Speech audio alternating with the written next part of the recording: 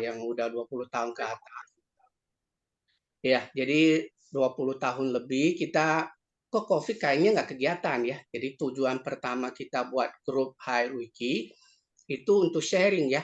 Jadi dulu semua itu kita gratis acaranya ya. Acaranya kita semua gratis, termasuk materi dan ada sertifikat kita kasih ya. Tapi setelah kita sering kasih itu ada peserta ya, karena kita setiap ada acara pasti lebih dari 100 orang ya, dan paket kita juga seperti Pak Hendra ya, jadi kita paketnya itu kan 100 orang punya, jadi kita dengan susah payah mengedimir dari 100 sampai kurang lebih 100 lah ya, 120 gitu loh, dengan asumsi masuknya 100, tapi selalu masuknya setengah gitu loh, jadi banyak yang ambil materi, akhirnya nggak ikut, jadi akhirnya kita tentukan itu kalau mau ikut ada biaya ganti capek lah tim kita ya atau narasumber untuk sertifikat dan materi aja itu cuma 20 waktu itu ya. Dan dengan berkembangnya akhirnya banyak narasumber yang memang profesinya trainer. Akhirnya mereka banyak join, jadi mau jadi pembicara. Akhirnya kita ada yang sesi berbayar dan sesi gratis ya. Oke, secara garis besar WA Group Hierarchy sekarang kurang lebih ada 29 grup ya. Totalnya kurang lebih 12.000 member ya, terbagi dari 29 grup ya.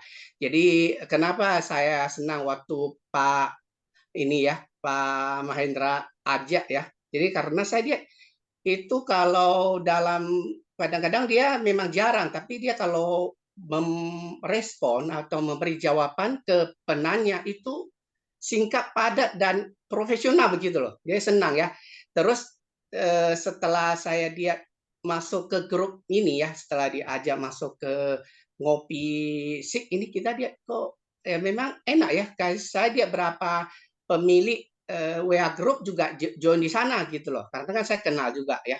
Jadi kok enak gitu loh. Dibandingkan grup lain, ya kita kalau dia tahu kalau kita misalnya admin ya atau pemilik founder grup itu kayaknya ada kesentimen gitu loh. Akhirnya kadang-kadang berapa saya keluar gitu ya.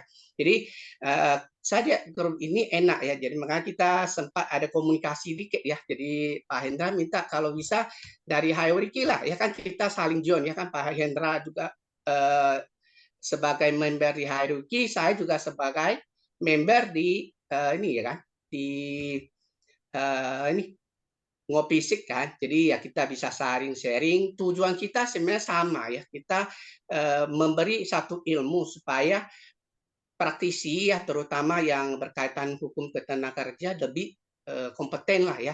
Jangan asal kadang-kadang orang itu nggak tahu, yang simple aja pun nggak tahu ya. Atau kadang-kadang tahu itu nggak komprehensif gitu loh. Jadi cuma satu pasal mau diterapkan untuk semua, nggak bisa gitu. Jadi dan banyak-banyak aspek gitu loh ya. Jadi dengan ada grup-grup kecil, komunitas kecil kayak gini, kita bisa minimal membagilah ilmu-ilmu dari yang senior kita ke yang junior ya, apalagi yang praktisi baru masuk bidang HR ya, terutama bidang di praktisi hubungan industrial gitu ya. Di gambarannya kayak gini Pak ya. Jadi kita senang berkolaborasi dengan Pak Mahendra ya di Ngopi Sik ya. Nah itu sepintas dari Air Wiki ya. Mungkin waktu dan tempat saya serahkan ke Pak Hidayat ya. Baik, baik. Terima kasih Pak Niki, Pak Hendra ya. Bisa kita mulai ya. Oke. Monggo, Pak. Selamat malam semua Pak Mahendra, Pak Miki dan Bapak Ibu semua rekan-rekan belajar. Malam ini kita coba untuk berdiskusi ya, bukan saya mengajari ya. Jadi semua yang saya sampaikan itu bukan sekedar teori, jadi artinya ada belajarnya, ada ngalaminya, ya. Yang ngalami ya mulai dari yang nol besar, kemudian jadi babak belur, kemudian belajar, ngerti, sampai teruji di lapangan, ya. walaupun saya bukan sarjana hukum, walaupun saya bukan pengacara, lawyer, ya, tapi ya artinya saya membawakan suatu kasus, bukan beberapa, banyak kasus sampai ke 13 atau 14 persidangan, uh, mewakili perusahaan uh, tanpa lawyer, ya, baik itu di PHI dan beberapa di yang harus lompat ke pengadilan negeri gitu ya. Nah, jadi seperti itu ya. Nah, oke. Hari ini saya akan bawakan tentang yang berkenaan dengan mogok kerja. Sebenarnya kalau di Kepmenaker 149, ya, Kepmenaker 149 tahun 2020 itu hanya membahas dua hal, yaitu mogok kerja sama lockout, cuma dua. Tapi faktanya di lapangan juga ada yang ketiga, ya, yaitu apa? Unjuk rasa atau demo, apa istilahnya, apa, unjuk rasa atau demo, demonstrasi, ya, atau apapun itu namanya, ya, unjuk rasa. Bahkan ada yang keempat, yaitu proses PHK, ya, PHK eh, kalau nanti hasilnya memang harus mengarah ke arah PHK. Jadi malam ini kita akan ngebahas mengenai mogok kerja, unjuk rasa, dan lockout, ya. Jadi ini masih ranahnya bipartit, ya, ranahnya bipartit. Banyak yang bilang, Pak, ngapain belajar kayak ginian gitu ya, ngapain? Karena kalau udah kejadian mah semua juga panik gitu ya, udah panik udah gitu ya, ya yang mikir panik ya nggak apa-apa. Ya, saya cuma bilang begini ya, teman-teman walaupun belum pernah punya pengalaman, artinya tempat kerja Anda belum pernah ngalami ya terjadinya mogok kerja, unjuk rasa, ya bagus ya, mudah-mudahan jangan pernah. Tapi nggak apa-apa kalaupun belum pernah mengalami, setidaknya kita tahu ilmunya, ya, tahu ilmunya, apa, iya, tahu ilmunya, sehingga kalau kita menghadapi situasi-situasi seperti itu atau potensi-potensi, ya, yang mengarah ke sana, kita tenang. Setidaknya kita tahu kenapa, karena kita tahu ilmunya, ya. Saya akan bawakan beberapa hal, jadi apa adanya. Mungkin ada pihak-pihak yang ya, saya harus bilang, saya akan bicara yang pahit-pahit juga gitu ya, nggak cuma sekedar yang manis-manis. Apa yang disukai oleh pengusaha, ya, atau manajemen, apa yang tidak disukai oleh teman-teman pekerja, juga serikat pekerja, ya itu harus saya sampaikan, ya, supaya apa, kita belajar ya dari situ, baik yang secara teori atau ya runutan ilmu dibandingkan dengan faktanya di lapangan tuh kayak bagaimana, ya. Oke. Em, Nah, untuk pertanyaan-pertanyaan nanti bisa karena ini kalau kalau saya kalau bawakan tema-tema hubungan industri, jadi nanti kalau ada yang tanya bisa langsung tanya gitu ya, open mic gitu ya, atau mau tunggu selesai uh, penjelasan dulu, boleh ya. Izinkan saya akan share screen dulu ya, sebentar. Share screen. Oke, ya, udah muncul ya? Sudah kelihatan, Sudah, Pak. teman-teman? Sudah. Sudah, Kak. Oke, ya, sengaja cari gambar yang, aduh, bikin ngeri gitu ya. Ya, sebenarnya nggak usah ngeri ya, nggak usah ngeri. Oke, um, uh, kalau ketemuan kita hari ini, saya ya berharap teman-teman semua itu tahu dulu ya, sebelum panik. Kenapa kita panik? Karena kita nggak tahu tentang yang kita panikin itu, ya. Jadi kita harus tahu dulu apa itu mogok kerja, apa itu demo ya atau unjuk rasa, dan apa itu lockout, ya. Kenapa harus tahu? Harus bisa, karena di situ kita bisa lihat bedanya. Karena selama ini ya, maaf maaf, kenapa kisruh itu terjadi? karena yang pihak manajemen termasuk praktisi HR-nya nggak ngerti, nggak bisa bedain apa itu mogok kerja, yang mana unjuk rasa, ya, apa itu lockout, nggak ngerti, ya. Mungkin ada pihak lain pekerja atau serikat pekerja tahu bedanya, tapi punya kepentingan sendiri, memang sengaja dibikin kabur sendiri, ya, dibikin rusuh gitu ya. Ya, itu dia. Jadi kita harus tahu dulu bedanya apa, dengan tahu oh ini yang kayak begini mogok kerja, yang kayak begitu unjuk rasa, yang seperti itu yang namanya lockout, baru kita bisa tahu apa yang harus kita lakukan, begitu ya. Jadi kita harus tahu dulu bedanya mogok kerja, unjuk rasa sama yang namanya lockout, ya. Eh, Tiga hal ini, ya, ini harus kita tahu dulu ya, ada sebabnya, ya, ada sebabnya. Jadi nggak sekedar ujuk-ujuk ya, apa bahasa Betawi ya, ujuk tiba-tiba gitu ya, lagi hot-hotnya berunding, nah, tiba-tiba salah satu pihak bilang kita mau unjuk rasa, kita mau mogok kerja, ya, nggak bisa begitu ya, kita harus tahu sebabnya, ya. Oke, jadi itu tujuannya, kita belajar, diskusi di malam ini ya.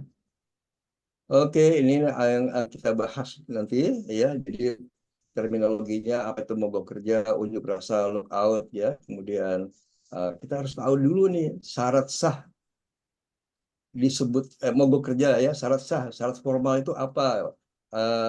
Unjuk rasa juga ya, harus tahu bedanya itu syarat sahnya itu apa. Lockout juga demikian ya, supaya nggak salah paham, nggak salah, kalau salah paham, salah mengerti, salah tindakan. Salah tindakan makin runyem ya. Memang sengaja pengen runyem gitu ya, pengen runyem ya. Ini yang kita akan bahas ya. Sama terakhir nanti kita lihat antisipasi perselisihan. Itu kan semuanya sebenarnya karena perselisihan ya. Eh, Ya, oke, kita mulai. Ini dia. Saya ambil referensi dari undang-undang ya. Jadi supaya nggak mengacu, oh ini kata saya, kata Pak Miki, kata Pak Mayer. Bukan, kita pakai undang-undang. Dan kalau membaca undang-undang, karena kita orang Indonesia, undang-undangnya berbahasa Indonesia, jadi sangat mudah dipahami. Ya, yuk kita lihat apa sih definisi mogok kerja. Itu ada di Undang-Undang Ketenagakerjaan ya, di pasal 1 ayat 23. Apa itu mogok kerja? Ya, mogok kerja itu adalah tindakan pekerja. Tindakan pekerja. Kalau lihat artinya pekerja, ini bukan kata saya, kata undang-undang. Definisi pekerja itu apa? Orang yang punya hubungan kerja, singkatnya begitu. Nanti lihat di undang-undang, ya. Jadi pekerja itu adalah siapa? Orang yang punya hubungan kerja dengan siapa? Dengan perusahaan. Jadi mogok kerja itu dilakukan oleh siapa? Oleh pekerja yang punya hubungan kerja dengan perusahaan. Jadi kalau pernah nemuin ada mogok kerja yang dipanas-panasin, dikomporin, atau diapain lah oleh orang yang tidak punya mogok kerja, nah udah tahu kan, ya, ya, yang tidak punya hubungan kerja dengan perusahaan, nah udah itu nanti dalam definisi berikutnya itu bisa kita sebut itu mogok kerja yang tidak sah lah gitu ya. Nah, tapi nanti sebelum sampai ke sana. Jadi ini baca, makanya dibaca apa baik-baik. Pekerja, siapakah pekerja itu? Pekerja itu nanti di definisi semua undang-undang atau peraturan keputusan menteri, semua definisinya sama. Pekerja itu yang orang yang punya hubungan kerja, ya. Jadi kalau nggak punya hubungan kerja, ya nggak bisa disebut pelaku dari mogok kerja. Dan mogok kerja itu harus direncanakan, nggak bisa mendadak gitu ya, nggak bisa mendadak, harus direncanakan ya, dan dilaksanakan secara bersama-sama ya, kemudian oleh bersama-sama dan atau oleh serikat pekerja. Mogok kerja tujuannya apa atau aktivitasnya apa, ngapain aja kalau orang mogok kerja itu ya, bahasa sederhananya ya, ngapain aja dia. Nah di sini sudah dijelaskan, kegiatannya adalah menghentikan, stop kerja atau kerja lambat-lambat ya. Jadi yang namanya mogok kerja dilakukan oleh pekerja yang punya hubungan kerja, oleh siapa, oleh pekerja ataupun serikat pekerja. Apa kegiatannya? Kegiatannya adalah stop kerja, menghentikan kerja. Atau kalau kerja dibikin lambat-lambat. Yang tadinya sat bungkus satu box 5 detik jadi 2 jam. Nggak apa-apa, nggak boleh ya, jangan dimarahin ya, jangan ada yang dimarahin loh, kok biasanya 5 detik gitu ya, 10 detik selesai ngebungkus satu packing, kok 1 jam 2 jam nggak selesai ya, memang lagi mogok kerja kok ya, begitu. Nah, jadi jelas ya, mogok kerja itu oleh siapa dan ngapain kegiatannya, stop kerja atau lambat-lambat kerja. Jadi kalau ada yang bilang, Pak, kita mau mogok kerja, tapi kegiatannya tidak dua ini, ya ini kan sesuai Undang-Undang Tenaga Kerja, bukan kata saya, ya, ya. Kalau di luar yang bukan ini berarti apa? Nggak tahu deh namanya ya, berarti itu bukan mogok kerja, ya. Nah, jadi kita udah mulai kenal nih, mogok kerja itu dilakukan oleh siapa, ya, ngapain aja itu kegiatannya kalau dibilang mogok kerja, ya. Nanti kita lihat tanda-tandanya lagi, ya. Nah, kita baru dapatkan tandanya yang ini. Jadi kegiatannya dia ya nggak kerja, diem aja. Tidur boleh nggak? Ya boleh tidur di dalam area kerja. Atau kerja ya lambat-lambat. Gitu. Kalau selain dua hal itu bagaimana ya? Itu bukan mogok kerja namanya. Ya, sebentar kita lanjut dulu. Ya, mogok kerja hanya boleh, ya, hanya boleh terjadi kalau itu dinyatakan gagal, ya. Ini lagi berunding nih, berunding bipartit, ya. Kemudian dinyatakan gagal. Nah, di sini suka dimanipulasi nih, ya. Karena yang satu nggak tahu, yang satu lagi memang senang pengen ribut gitu ya, atau apalah ya. Perundingan bipartit yang gagal itu harus dinyatakan. Ini ada, maaf Pak Mahendra, ada your meeting will end in 10 minutes ya, Pak Mahendra. Saya ada keluar. Ada dialog box dari Zoom. Pemberitahuannya your meeting will end in 10 minutes. Remaining meeting time ya Pak. Oh, kok ada seperti ini ya? Sebentar. Saya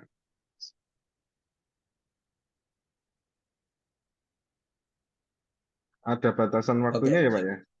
Wah. Ya, ada waktunya tuh. Pak Iya, Mahendra sambil ini Pak yang Hendra. basic atau yang itu? Yang basic ya ini ya? Iya kayaknya seperti itu Pak. Jadi ada batasan. Makanya tadi saya coba cari cara itu untuk bikin co-host itu kalau nggak Oh, yang Zoom Pro itu nggak bisa Oh, ya. kirain yang berbayar. Kalau memang basic 40 menit aja. iya Iya 40 Pak. menit. Padahal Dan kita sebelum-sebelumnya udah lewat saya dari. berhasil Pak ini.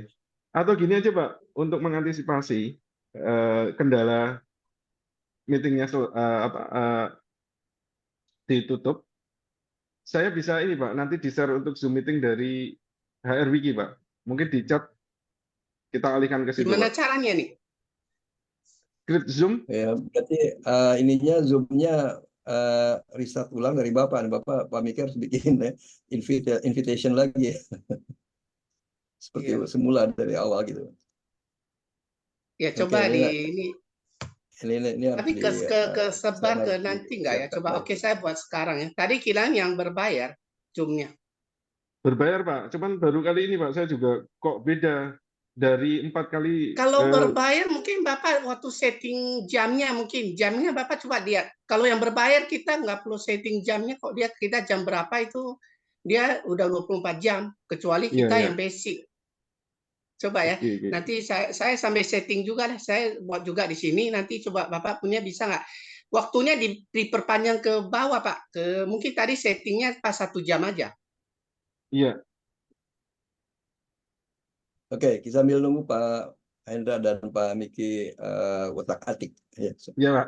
kita Udah Mohon ya. maaf Pak, silakan teruskan ya. dilanjut Pak. Oke, jadi mogok kerja hanya boleh terjadi kalau ada perundingan bipartit yang gagal, ya. Dan gagal itu harus dinyatakan bersama. antara pihak perusahaan ya atau manajemen dan bukan HRD ya, bukan HRD, tapi pihak perusahaan atau manajemen dan pihak pekerja atau serikat pekerja. Dia harus dinyatakan secara bersama. Ya, bentuknya apa? Bentuknya apa? Ya, dibuatlah satu dokumen baru tersendiri. Ya, kami yang bertanda tangan di bawah ini manajemen PT ABC 123 dan serikat pekerja PT ABC menyatakan perundingan bipartit ini telah dinyatakan secara bersama-sama dinyatakan telah gagal. Udah gitu. Ya, loh, emang kenapa kalau pakai notulen kan biasanya kalau meeting-meeting uh, bipartit gitu ya dengan serikat pekerja suka bikin notulen kan ya, itu tanda tangan juga ya. Oke, kenapa nggak bisa dijadikan ya? Dulu saya berpahamkan bahwa dengan notulen itu uh, cukup gitu ya. Karena apa ya, karena ternyata apa, ternyata notulen itu adalah pernyataan sepihak ya, pernyataan sepihak.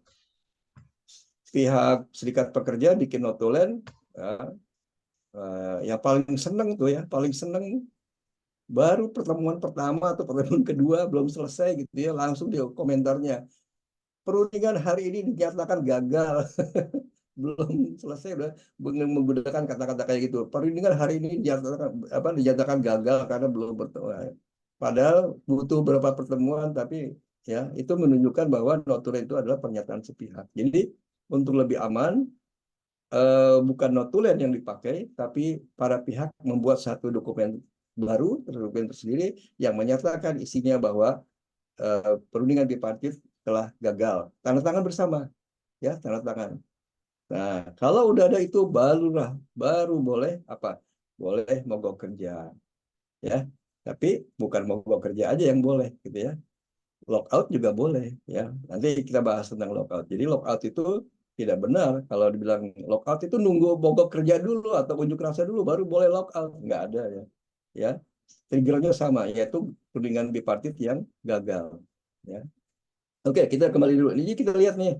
Jadi cirinya kerjaannya apa? Berhenti atau kerja lambat dan mogok kerja akibat gagalnya perundingan bipartit. Oke, itu mogok kerja. Kalau unjuk rasa, demonstrasi, ini adalah apa nih? Ya, ini adalah apa namanya? Gerakan protes lah ya, gerakan protes yang dilakukan sekumpulan orang. Nah, ini ada kata kunci di depan umum. Di depan umum artinya apa? Orang umum, orang lain bisa ngelihat. Siapa yang ngelihat? Oh, siapa aja. Tukang cendol di depan, ya, sopir angkot bisa ngelihat, ya. Terus siapa lagi lah ya? Orang pasar bisa ngelihat gitu ya. Siapa aja. Artinya apa? Kalau seperti ini di depan umum bisa dilihat orang lain. Lokasi kejadiannya, lokasi aksinya, unjuk rasa itu di luar area perusahaan. Ya.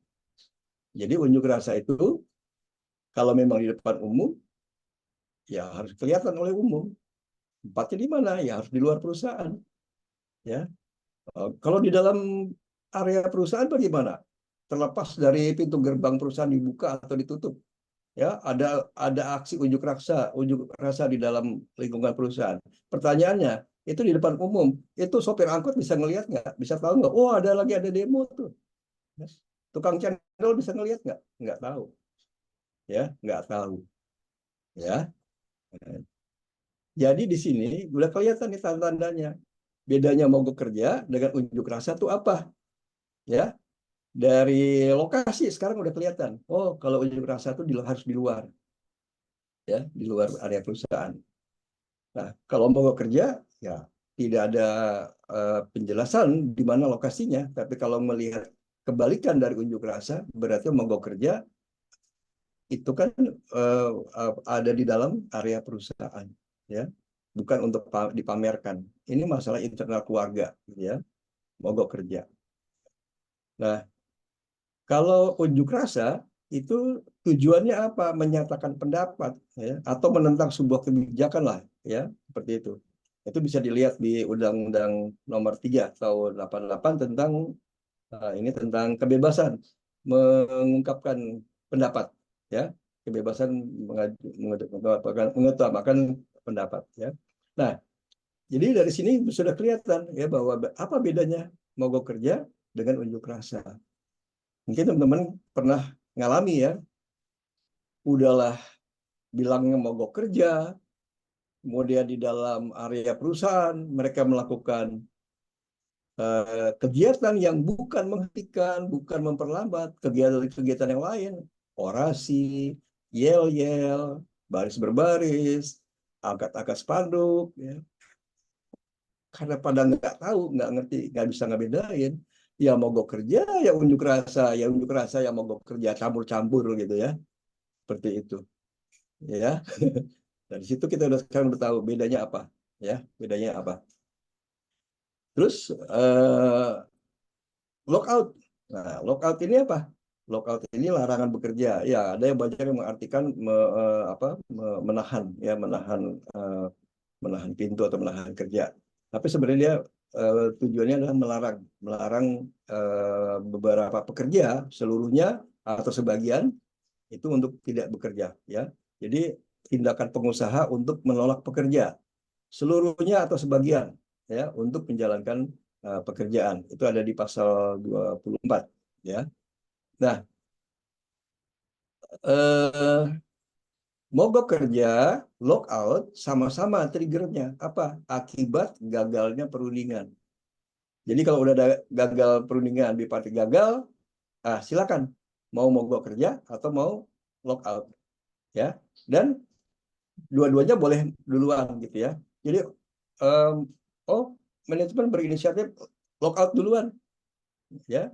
Jadi nggak harus nunggu mogok kerja, nggak itu karena apa? Triggernya adalah gagal bipartitnya, ya, seperti itu, ya. Nah, dari sini kita bisa lihat ya dengan ciri-ciri kegiatannya apa gitu ya, itu kita harus bisa lihat. Ya mungkin kalau mogok kerja mungkin main catur ya, pertandingan.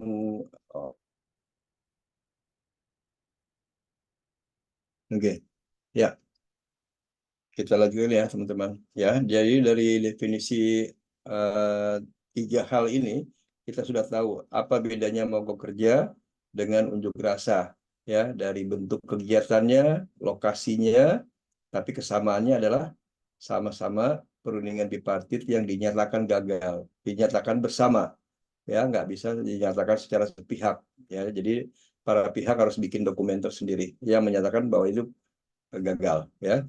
Kemudian ada lockout, ini adalah tindakan pengusaha untuk menolak pekerja seluruh atau sebagian untuk menjalankan pekerjaan, ya. Lockout tidak mesti harus nunggu mogok kerja, ya. Jadi begitu ada pernyataan bersama bipartit gagal, ya, maka masing-masing boleh melakukan uh, opsinya masing-masing, ya. Oke, ya, kita lanjut dari slide ini. Oke, ini adalah macam-macam dari unjuk rasa atau demo, ya. Ada yang namanya pawai, ini udah jadi bahasa Indonesia ya, parade ya, parade ya. Ya, itu cara menyampaikan pendapat di depan umum, ya, di area umum, rapat umum juga, ya. Ada juga yang namanya mimbar bebas, ya. Jadi kalau ini adalah contoh-contoh atau bentuk-bentuk umum dari yang namanya unjuk rasa atau demo. Jadi kalau teman-teman kita lihat ada mogok kerja, katanya atau judulnya bilang mogok kerja, tapi ada aktivitas-aktivitas seperti ini, berarti itu bukan mogok kerja, ya. Tapi ini adalah ya, nanti akan kita sebut itu sebagai mogok kerja yang tidak sah, ya. Jadi kenali dulu bentuk-bentuknya. Ini unjuk rasa, ya, ini hanya variannya hanya sedikit yang saya tampilkan, hanya 3. Sebenarnya masih banyak lagi ya varian-variannya. Oke, jadi kesimpulannya, ya, kalau perundingan bipartit gagal, ya, itu menjadi trigger untuk terjadinya mogok kerja, terjadinya lockout, ya, juga unjuk rasa, ya. Ini bisa bersamaan atau eventnya boleh setelah mogok kerja lanjut ke unjuk rasa, ya. Ini juga bisa kepada PHK triggernya, ya, jika nanti mogok kerja dianggap tidak sah. Kalau mogok kerja yang tidak sah itu sanksinya yang paling sederhana atau paling rendah adalah dianggap mangkir, kepotong upah, ya. Yang paling berat adalah PHK, ya. Itu kalau mogok kerja yang tidak sah. Oke, kita lanjut. Nah, jadi para pihak ini harus tahu ya bahwa kalau ya pihak pekerja itu punya keuntungan, yaitu keuntungan mengendalikan waktu, ya. Waktu ini kan bagi pengusaha itu adalah apa? Uang, ya. Jadi yang disasar adalah ancaman kerugian secara nominal, ya. Itu pun kalau benar terpenuhi syarat formalnya dari aksi mogok tersebut, ya, gitu ya. Nah, itu juga dari pihak pekerja harus tahu, ya, harus tahu bahwa sebentar. Ya, bahwa buat buat pekerja, buat pengusaha, ya, dia bisa lakukan lockout gitu, ya. Nah, itu jadi harus sama-sama tahu. Jangan panas-panasan gitu ya. Yang satu bilang udah kalau gitu mogok kerja, yang lain malah nyambut ya udah silakan kerja. Nah, itu udah kacau itu ya. Jangan lakukan gitu ya. Semuanya harus tenang, harus cool gitu, ya. Memang biasa selalu ada pihak-pihak yang memang diajarkan, ya, tanda kutip ya, diajarkan atau didoktrin untuk bikin rusuh gitu ya. Nah, itu harus dipahami juga, ya. Oke, kita lanjut. Nah, ini ada pertanyaan, apakah boleh bisa jika satu pekerja saja yang berencana akan mogok kerja? Boleh, ya, boleh. Ya, jadi yang namanya mogok kerja itu nggak mesti harus rame-rame gitu ya, Bapak. Ya, misalkan ada satu dua orang yang tidak puas gitu ya, yang menyatakan ya, mau mogok kerja boleh gitu ya. Yang penting apa terpenuhi syarat sah dari mogok kerja itu, ya. Bahkan satu pekerja pun bisa aja boleh. Terus kalau dia bukan anggota salah satu serikat pekerja bagaimana? Ya, dia boleh dan bisa minta kepada salah satu serikat pekerja yang dipercaya untuk membantu, ya. Dan serikat pekerja dimintai bantu itu harus pamrih, harus tanpa pamrih, ya, harus bebas, jangan ada pamrih-pamrih. Oke, saya bantu, tapi kamu jadi anggota kami ya. Nah, itu nggak baik ya, jangan seperti itu, ya. Oke. Nah, sekarang kita cari tahu nih apa namanya? eh, apa sih syarat sahnya, ya. Jadi udah tahu ya kalau mogok kerja itu akibat gagalnya perundingan bipartit, ya. Nah, dan mogok kerja itu harus ada pemberitahuan, ya, jangan mendadak gitu ya. Kemudian memenuhi persyaratan dan tidak melanggar hukum, ya. Apa aja syarat sahnya? Syarat, ya. Yang pertama ya pasti udah pasti harus ada perundingan bipartit yang dinyatakan gagal, ya. Nah, dinyatakan gagal, ya. Nah, maksudnya gagal tuh apa ya? Bisa aja di situ keadaannya apakah pengusaha yang menolak melaksanakan perundingan yang diminta pekerja dan dua kali. Jadi ini ada aturan mainnya juga, ya. Kalau pengusaha misalnya ada serikat pekerja minta perundingan bipartit, ya, pengusaha menolak gitu ya. Nah, udah disurati dua kali gitu ya. Udah disurati dua kali, ya. eh, Pengusaha masih nggak mau, ya oke, berarti itu silakan boleh melakukan eh, aksi, gitu ya. Atau perundingan sudah terlaksana, ya, tapi belum atau tidak mencapai kesepakatan, nah, itu baru baru bisa dinyatakan, ya. Dan harus bersama-sama ya dinyatakannya, jangan jangan sepihak, gitu ya. Jadi tidak ada itu yang namanya pernyataan sepihak gitu ya. Salah satunya ya enggak harus bersama. Ya udah tanda tangan aja bikin surat pernyataan bersama, ya. Itu akan jadi dokumen bersama untuk buat masing-masing pihak untuk maju ke tahap berikutnya, ya. Begitu. Kemudian apalagi syarat sahnya, ini ada pertanyaan dulu. Ya, kami pernah melaksanakan dialog perundingan atas permohonan serikat pekerja karena ada suatu perselisihan. Di awal meeting, nah ini ya, ini suka terjadi nih. Di awal meeting, manajemen sudah mengingatkan, mungkin butuh beberapa kali pertemuan, ya, mengingat terbatasnya jam kerja, ya. Jadi teman-teman serikat pekerja atau pekerja harus ngeh juga ya, harus toleransi bahwa tim manajemen juga punya pekerjaan, ya, mempunyai target, ya. Hidupnya nggak cuma ngurusi bipartit aja gitu ya. Jadi mungkin perlu beberapa kali pertemuan. Nah, itu harus sabar. Ya, jangan sampai belum selesai ada yang bilang, wah Pak ini dianggap gagal gitu ya. Ya. Dan notulen itu ya apakah boleh ditandatangani oleh para pihak yang lain ya? Misalnya notulen dibuat oleh pekerja atau serikat pekerja, boleh nggak ditandatangani oleh pihak manajemen? Ya boleh ya, tidak pun tidak apa-apa. Karena itu kan pernyataan versi ya, pernyataan versi siapa ya? Kalau yang manajemen yang bikin ya versi manajemen. Kalau ini versi pekerja atau serikat pekerja ya versi mereka ya, versi masing-masing ya, begitu ya. Artinya apa? Buat praktisi HR dan manajemen jangan lupa sebelum kejadian bikin regulasi tata tertib perundingan bipartit itu harus seperti apa gitu ya. Ya, mau mogok kerja tuh bagaimana, unjuk rasa tuh gimana, dibuatkan SOP-nya, dibuatkan regulasinya ya. Ya mumpung belum kejadian, jangan jangan tenang-tenang aja, nggak kejadian kok, nggak usah dipikirin, oh nggak, justru lagi belum kejadian, siapkan segala sesuatu ya. Oke. Nah, juga tuntutannya mogok kerja itu, ini kita bicara mogok kerja dulu ya. Mogok kerja itu tuntutannya harus normatif ya, harus normatif, yang normatif. Dan normatif itu apa sih? Nggak jauh dari yang 12 hal ini gitu. Nggak jauh dari 12 hal ini. Mulai dari upah minimum, THR, upah lembur, waktu kerja ya, masalah safety ya, jam sostek ya, atau BPJS ya, tata tertib kerja, syarat kerja gitu. Ya, jadi itu itu baru tuntutan yang normatif, baru benar itu kalau dia mau lakukan mogok kerja, berarti mogok kerjanya sah selama tuntutannya normatif. Normatif itu nggak jauh dari yang 12. Karena ada apa namanya tuntutan ya, tuntutan mau mogok kerja, misalnya apa? Eh, Berhentiin Pak GM itu, berhentiin tuh HR manajernya ya.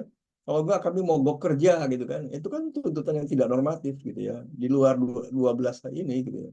Nah, kalau tuntutan yang di luar yang nggak normatif itu berarti nanti kalau mereka mau lakukan mogok kerja ya berarti mogok kerja yang tidak sah, ada sanksinya. Jadi harus tahu dulu ya tuntutannya apa gitu ya. Ya, di triggernya oleh apa ya, bipartit gagal, kemudian normatifnya tuntutannya apa, harus jelas ya. Jadi jangan jangan ada apa nggak jelas ya sesuatu yang di luar normatif ya gitu. Kemudian nah kalau nggak normatif itu hati-hati. Nah ini teman-teman pekerja atau serikat pekerja harus tahu ya, kalau nggak normatif ya nggak apa uh, mogok kerja tidak sah itu pengusaha bisa melakukan haknya di sini ya. Nah, akhirnya cuma dapat apa, dianggapnya cuma dapat apa, penggantian hak.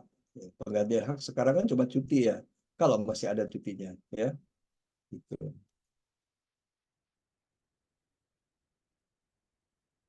Nah ini lagi ya, ini contoh pertanyaan di PKB kami ada bab pasal yang mengakui adanya kegiatan kebersamaan seperti piknik, outing, gathering ya macam-macam gitu. Nah, karena situasi kemampuan kondisi perusahaan tidak mampu. Ya, perusahaan menyatakan tidak mengadakan kegiatan, tapi tidak melarang pekerja juga. Ya, bahkan bisa bantu ala kadarnya. Ya, nah serikat pekerja menuntut tanggung jawab ya eh, atas apa yang ada di PKB itu atau PP itu ya tadi ya. Nah, ini bagaimana ya? Jadi ingat, nggak semua yang ditulis di PP atau PKB itu adalah syarat kerja ya. Karena apa? Isi PP itu nggak cuma syarat kerja, mungkin teman-teman keasikan belajar cara bikin PP, syarat formal, syarat material itu nggak jauh dari hubungan kerja ya atau syarat kerja. Tapi PP juga ada isinya yang lain. Misalnya apa? Ya kegiatan-kegiatan kayak pengajian, outing, terus apalagi ya macam-macam itu ya. Itu adalah sebenarnya itu adalah kegiatan yang kita sebut kalau istilah kerennya ya sekarang namanya work life balance ya gitu ya. kegiatan kebesaran itu dianggap bukan tuntutan hak normatif, ya. Jadi harus tahu juga. Jadi kadang-kadang kita taunya karena warisan gitu ya. Oh, diwarisi dari senior begini gini, tapi kita nggak pernah sekolah gitu, nggak pernah belajar. Ini syarat kerja atau bukan? Jadi nggak semua yang ditulis di PP atau PKB itu adalah syarat kerja. Ada juga work life balance ya. Ada juga. Nah, teman-teman yang udah pandai ya, katanya udah bisa bikin menyusun PP atau PKB. Kalau saya tanya, sering tuh saya tes ya. Coba gimana cara menempatkan pernyataan visi di dalam PP? Nggak ada yang tahu tuh, ya nggak ada yang bisa, ya. Padahal visi itu pernyataan visi itu masuk kemana-mana gitu ya. Salah satunya kepada PP gitu ya. Dan banyak juga yang nggak tahu bentuk pernyataan visi dalam bentuk yang dituliskan di aturan di PP atau PKB itu gimana? Banyak juga yang nggak tahu, ya. Oke, lanjut.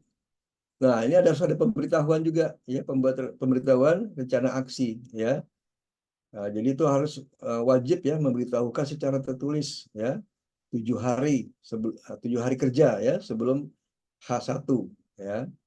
Nah, di situ eh, untuk kondisi tertentu ya perusahaan atau manajemen boleh melarang eh, eh, kegiatan aksi mogok kerja itu jauh-jauh dari area produksi, mungkin dengan anggapan untuk menjaga supaya alat tidak rusak, bahan juga tidak rusak, ya.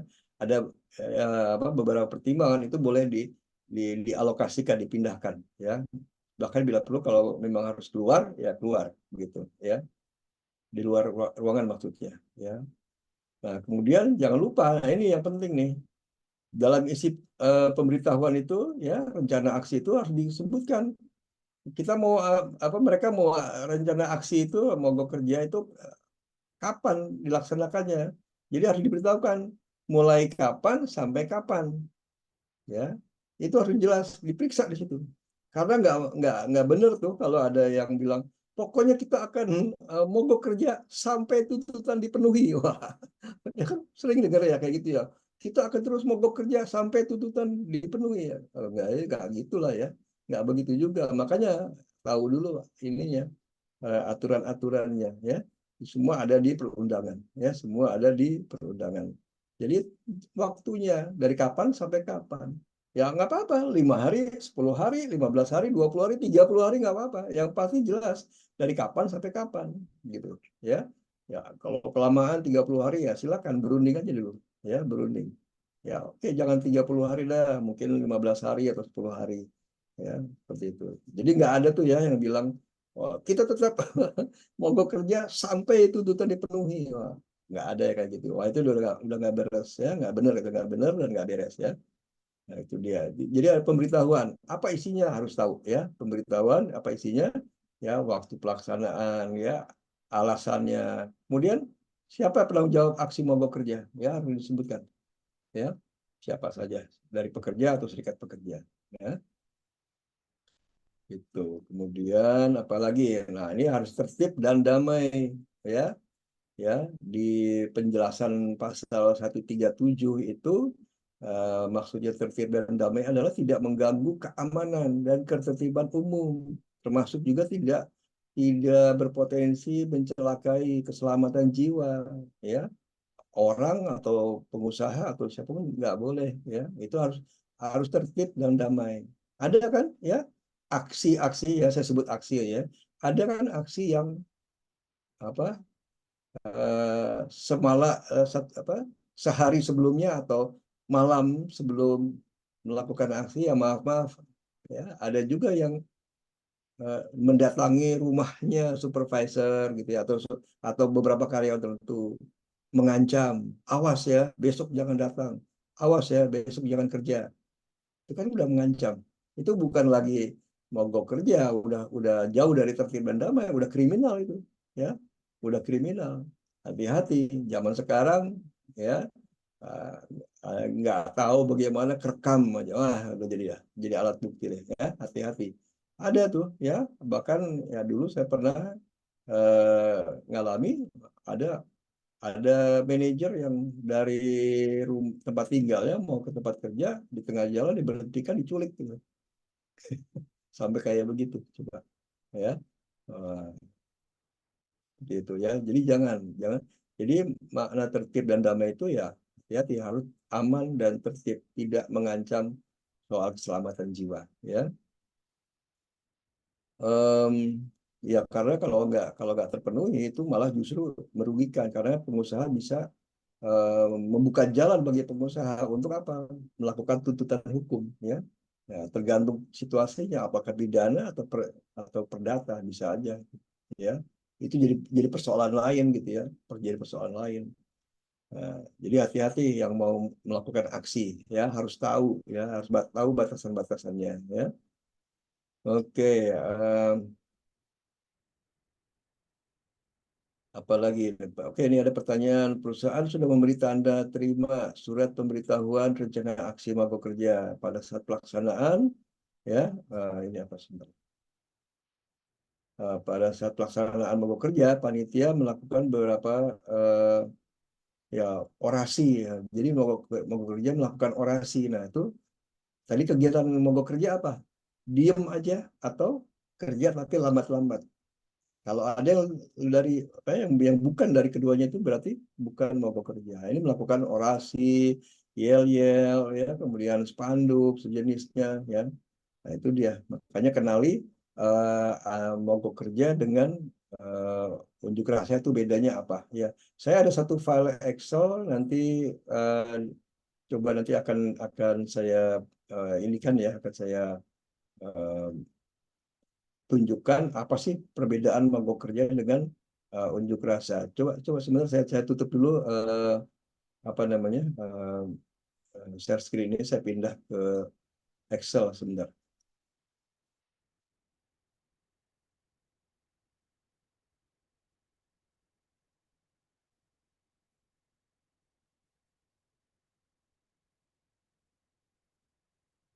Nah, ini dia ya, udah kelihatan teman-teman. Saya perbesar aja supaya kelihatan. Dia ya.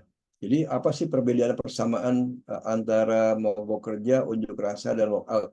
Ini saya udah rangkumkan. Jadi bisa dilihat dari substansinya apa, dasar hukum, dari syarat material, syarat formal, ya, kemudian bentuk ya dan tujuan, aktivitasnya, lokasi kegiatan, juga akibat ya, akibat hukum ya, akibat hukum itu seperti apa. Kalau unjuk rasa, nah ini unjuk rasa sanksinya ya cuma dianggap sebagai apa? Sebagai mangkir aja gitu. Jadi yang mau unjuk rasa, demo di luar area perusahaan ya silakan. Perizinannya kemana? Ke kepolisian ya. Di sini ada dijelaskan ya. Syarat formalnya ya wajib memberitahukan secara tertulis kepada polisi ya. Eh, Kalau mau bekerja kepada siapa, nanti ini bisa dibagikan ya. Nanti saya kasih ke Pak siapa eh, Pak Admin, saya lupa, Pak Hendra ya. Ya. Oke, di Siap, sini Bapak. juga nanti ada syarat formal, bisa dilihat ya, bisa dipelajari tempatnya, semua waktunya ya. Nah, penanggung jawab juga. Nah, ini kalau unjuk rasa nih untuk 100 peserta harus ada 1 sampai 5 penanggung jawab ya, koordinator lapangan lah istilahnya. Bentuknya ngapain aja gitu ya. Seperti ini. Nah, ya. Jadi harus bisa bedakan ya. Akibat mogok kerja juga, nah ini kita lihat apa sih akibatnya. Mogok kerja itu kalau sah dan tidak sah, apa akibatnya. Kalau sah, upah normal gitu ya, upah normal. Tapi kalau tidak sah, ya dianggap mangkir selama mogok kerja. Ya. Kemudian kalau mogok kerja yang sah itu pengusaha dilarang dilarang melarang ya, dilarang melarang atau menghalangi kegiatan aksi. Ya. Tapi kalau yang tidak sah itu, pengusaha boleh melarang aksi dilakukan dekat area-area produksi, juga area perusahaan. Kemudian pengusaha tidak boleh menggantikan. Nah, ini tidak boleh menggantikan tuh begini, ya. Menggantikan tuh begini. Tergantung lihat keadaan. Memang ada di undang-undang itu dinyatakan memang tidak boleh menggantikan, ya. Tapi ini kata-kata menggantikan ini jadi beberapa pemahaman, ya.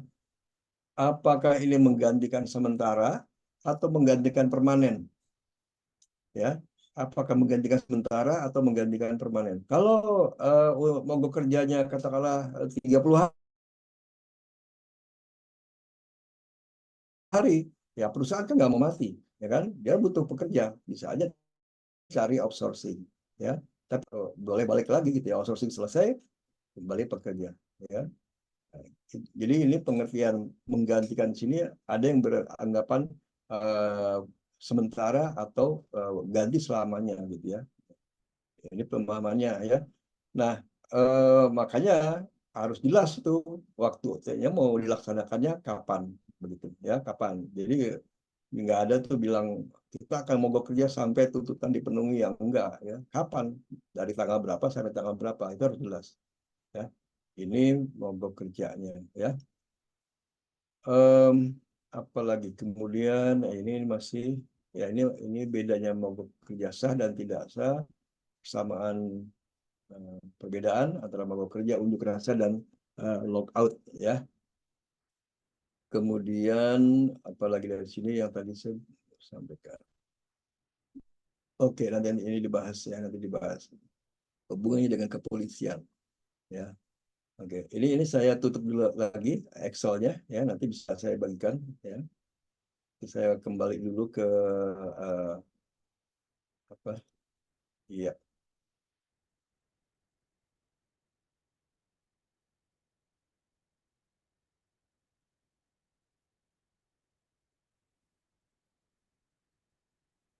Nah, ini tadi sudah ya.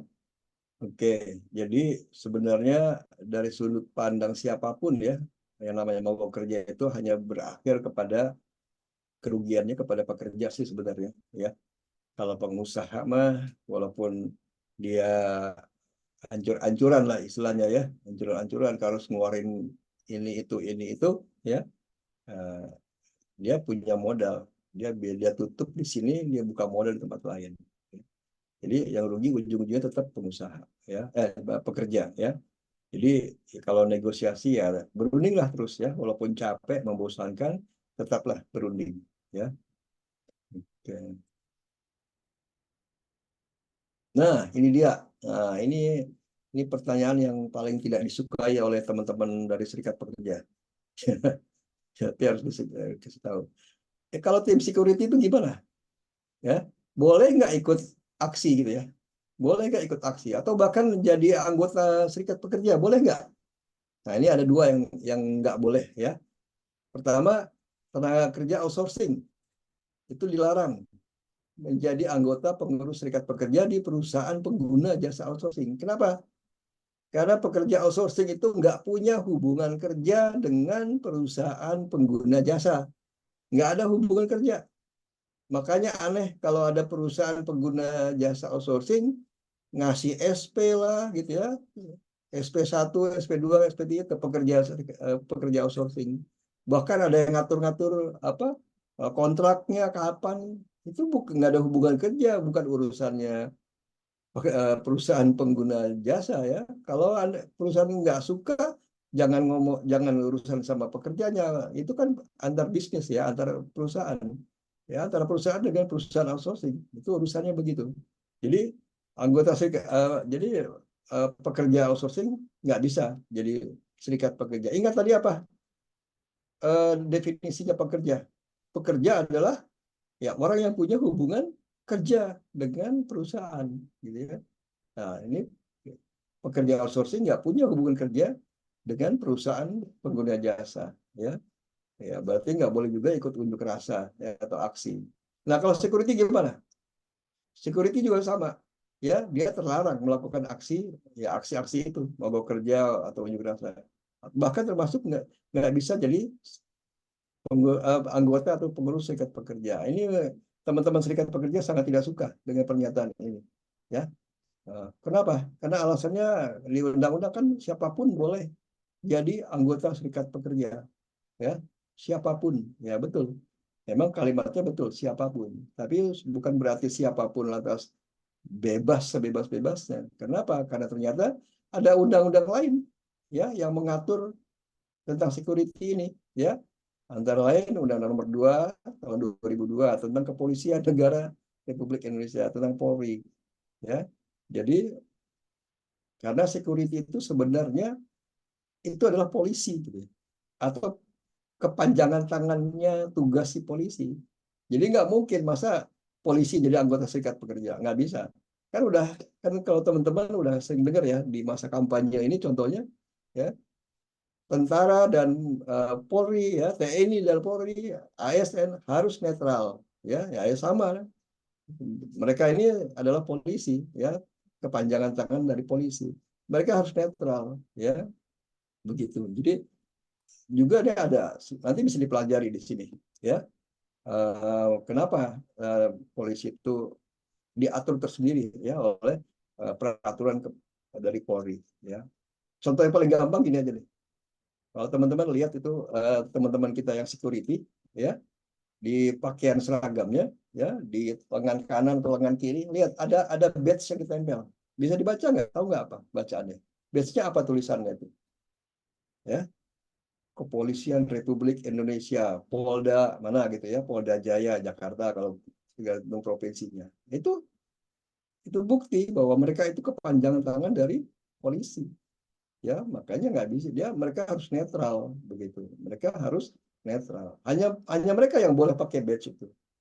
Coba, emang boleh apa direktur atau pengusaha atau manajer pakai badge itu? Boleh nggak? Ditangkap.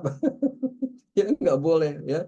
Wah, bisa ditangkap tuh kalau dilaporkan ada manajer gitu ya, ada Pak Direktur gitu ya, pakai baju, ada pakai badge gitu ya, Polda, ya, bisa ditangkap itu, ya, nggak boleh gitu. Itu bukti bahwa mereka itu harus netral, ya, harus netral. Pak, tapi mereka direkrut di perusahaan, Pak, ya, iklannya, lowongan kerjanya dari perusahaan, kemudian perjanjian kerjanya ya PKWT atau PKWT itu dari perusahaan. Iya, betul. Makanya itu kan istilahnya dititip serahkan gitu ya, titip serahkan ke ke pengusaha atau ke masyarakat gitu ya. Nah, itu. Jadi ini pertanyaan hal-hal yang harus diketahui ya. Kan ada tuh ya saya perhatikan ada security malah berpihak kepada ya salah satu pihak itu malah jadi kacau situasinya. Harusnya dia mengamankan, menjaga ya malah ikut ya ikut bikin rusuh gitu ya. Nggak boleh ya. Ya. Nah, ini lagi. Kami bekerja di perusahaan swasta yang bekerja sama dengan salah satu anak perusahaan milik BUMN. Ya, jadi ada pekerja kerja di perusahaan swasta itu punya kerjasama dengan grupnya BUMN lah atau BUMD ya. Nah, ini bidangnya transportasi umum dan pemeliharaan jaringan kelistrikan. Nah, apa benar kami nggak boleh melakukan aksi mogok kerja atau unjuk rasa? Iya, memang ini peraturan memang nggak boleh ya. Bisa dibaca nanti di pasal 147 ya. Jadi itu dilarang ya, lockout aja dilarang, apalagi aksi-aksi itu berarti juga nggak boleh ya. Kenapa? Ya karena mereka urusannya kepada hajat hidup orang banyak begitu ya. Jadi harus tahu nih. Jadi kalau kan ada ya sekarang partner-partner atau ya bisnis partner dari si PLN, Telkom gitu ya, kereta api gitu kan, itu nggak boleh ya. Jadi harus tahu di mana mereka berada dan apa urusan pekerjaannya ya. Nah, kemudian lockout. Nah, kalau lockoutnya gimana ya?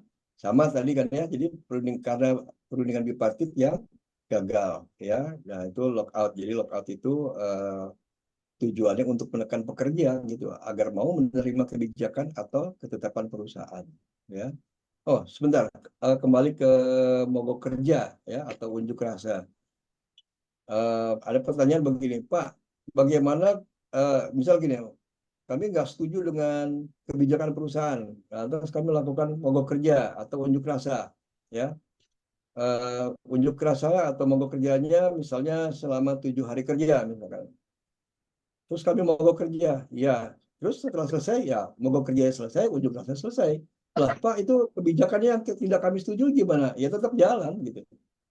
Ya, tetap jalan. Ya silakan berunding lagi gitu. Ya, silakan berunding lagi. Makanya nggak ada tuh, makanya yang dibilang kita akan mogok kerja atau kita akan unjuk rasa sampai tuntutan dipenuhi gitu ya. Itu nggak ada gitu ya. Nggak ada. Tapi memang ya teman-teman di serikat pekerja, saya juga dulu pernah di serikat pekerja, memang didoktrin, diajarkan memang untuk menekan begitu ya. Jadi harus tahu ya, harus sama-sama maklum ya. Kayak itu tadi saya tertinggal ya. Nah, lockout ini lockout adalah tindakan pengusaha atau manajemen ya. Ini juga bipartit yang gagal dan harus dinyatakan secara bersama ya. Eh, Sama triggernya jadi sama seperti mogok kerja. Nah, juga harus ada pemberitahuan ya, rencana pemberitahuan itu sudah ada dibuat ya. Ya, dan ini ada sebab-sebabnya, kemudian dokumen pemberitahuan rencana lockout ditandatangani pengusaha. Nah, ingat yang wajib itu adalah pengusaha atau pimpinan perusahaan ya, sebut aja lah katakanlah presidir lah ya. Nah, kalau beda antara pengusaha dengan presidirnya beda ya, berarti salah satu atau dua-duanya atau orang yang dikuasakan dikasih mandat ya. Nah, itu yang boleh menandatangani ya. Nah, itu dia ini harus, nah di bidang, nah pihak pekerja dan instansi yang bertanggung jawab di bidang ketenagakerjaan ya harus memberikan keterangannya ya. Nah, kenapa kita harus tulis instansi yang bertanggung jawab di bidang ketenagakerjaan? Karena begini, ini kalau di Jakarta mungkin nggak ada ya, tapi saya kalau ke daerah-daerah itu suka masih nemukan ya, sampai ada banyak begini. Ada yang bilang kami serikat pekerja gitu ya, tapi sebenarnya mereka LSM dan tidak terdaftar di Snaker gitu ya, bukan di bidang ketenagakerjaan, di yang lain gitu loh.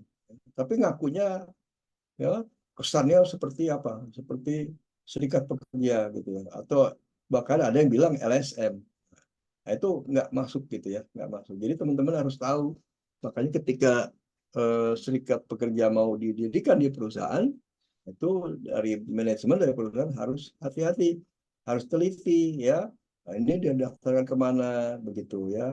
Nggak masalah mereka mau berafiliasi kemana gitu ya, ke serikat pekerja apa gitu ya, merah biru atau merah kuning atau apa gitu ya, atau biru-biru ya terserah ya, itu nggak masalah ya. Yang penting ingat teman-teman serikat pekerja di level perusahaan atau PUK ya, pengurus unit kerja, itu adalah masih pekerja perusahaan itu sendiri ya. Nah, kembali ke lokal, jadi pemberitahuan itu harus ada isinya ya, harus diikuti oleh perusahaan begitu ya. Kemudian pemberitahuan tidak perlu dilakukan jika pengusaha mendapatkan proses mogok kerja tidak memenuhi syarat. Artinya kalau ini hati-hati nih, manajemen atau perusahaan harus hati-hati, benar-benar teliti aksi itu sah atau tidak ya, aksi mogok kerja itu sah atau tidak ya. Kalau tidak sah berarti benar itu dianggap sebagai mogok kerja yang tidak sah ya. Nah, itu boleh. Kalau tidak sah tidak perlu pakai pemberitahuan, langsung sebutkan aja rencana lockoutnya apa, siapa yang diterima yang boleh bekerja, yang siapa yang tidak diterima begitu ya. Kemudian ya walaupun lockout sudah digulirkan atau aksi mogok kerja atau unjuk rasa sudah dilakukan, masih tetap para pihak masih terbuka untuk apa? Untuk berunding, ya, tetap masih terbuka untuk berunding. Jadi jangan jangan ya udah kalau udah gini udah gitu ya. Nah, itu jangan seperti itu, ya. Oke, nah itu kan ada semua kejadian itu mogok kerja atau unjuk rasa itu karena ada sebabnya ya. Sebabnya tadi diawali apa? Yang terdekat adalah adanya perundingan bipartit gagal. Kenapa terjadi perundingan bipartit? Nah, ini kalau bicaranya mundur gitu ya. Jadi sebelum ada mogok kerja, unjuk rasa, ya, atau lockout, itu karena adanya perundingan bipartit yang gagal. Kenapa ada perundingan bipartit? Karena ada perselisihan. Gitu. Kenapa ada perselisihan? Ya, nah, mundur lagi, ya, karena ada keluhan pekerja yang tidak ditangani dengan baik, gitu. Ya, masih ada sih beberapa perusahaan atau manajemen yang menganggap bahwa keluhan pekerja itu dianggapnya tabu, gitu ya, memalukan. Nah, udah diamin aja, biarin aja. Kalau suka terus, kalau enggak ya silahkan pergi kan gitu. Tapi ngerendang dalam hati, nggak pernah diomong, disampaikan secara terbuka. Gitu. Ya, didiemin, saling diem. Ya, itu bikin bom waktu aja. Ya, oke. Terus, nah, bagaimana mengantisipasi supaya tidak terjadi perselisihan? Ya, ini yang paling pertama LKS bipartit. Ya, LKS bipartit. Begini loh, nih teman-teman HR dan teman-teman dari manajemen pahamin tentang LKS bipartit. Saya mau kasih perbandingan begini, ya, dengarkan baik-baik. Kalau pekerja itu sangat ingin membentuk serikat pekerja, itu kalau pekerja ya, pekerja itu sangat ingin membentuk serikat pekerja. Nah, sisi sebelahnya, sisi pengusaha, pengusaha itu harus bikin LKS bipartit. Jadi kepentingan itu sama gitu. Kalau pekerja tuh pengen kayak begitu, seharusnya pengusaha atau manajemen bikin LKS bipartit gitu. Itu saking itunya. Ya, tapi Pak, LKS bipartit itu kan ngapain sih Pak? Ketemuannya formalitas, hahihi, nggak jelas gitu ya. Nah, cuma formalitas, iya. Karena buat mereka yang udah tahu apa gunanya LKS bipartit, akan berusaha membuat LKS bipartit itu tidak berdaya guna. Ya, kalaupun udah dibentuk ya asal dibentuk aja. Tapi kalau bisa kegiatannya nggak usah berarti lah. Gitu. Emang sengaja dibuat kayak begitu, ya dikondisikan gitu. Ya. Jadi kalau udah ada LKS bipartit itu akan menampung tuh manajemen, pekerja, serikat pekerja, dan pekerjaan tanpa afiliasi. Jadi dia satu ke dalam LKS bipartit. Ya. Ya.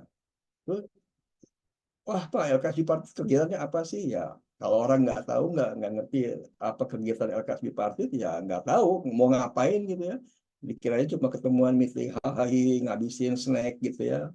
Ada program kerjanya, ya ada program kerja yang harus dilaksanakan, ya.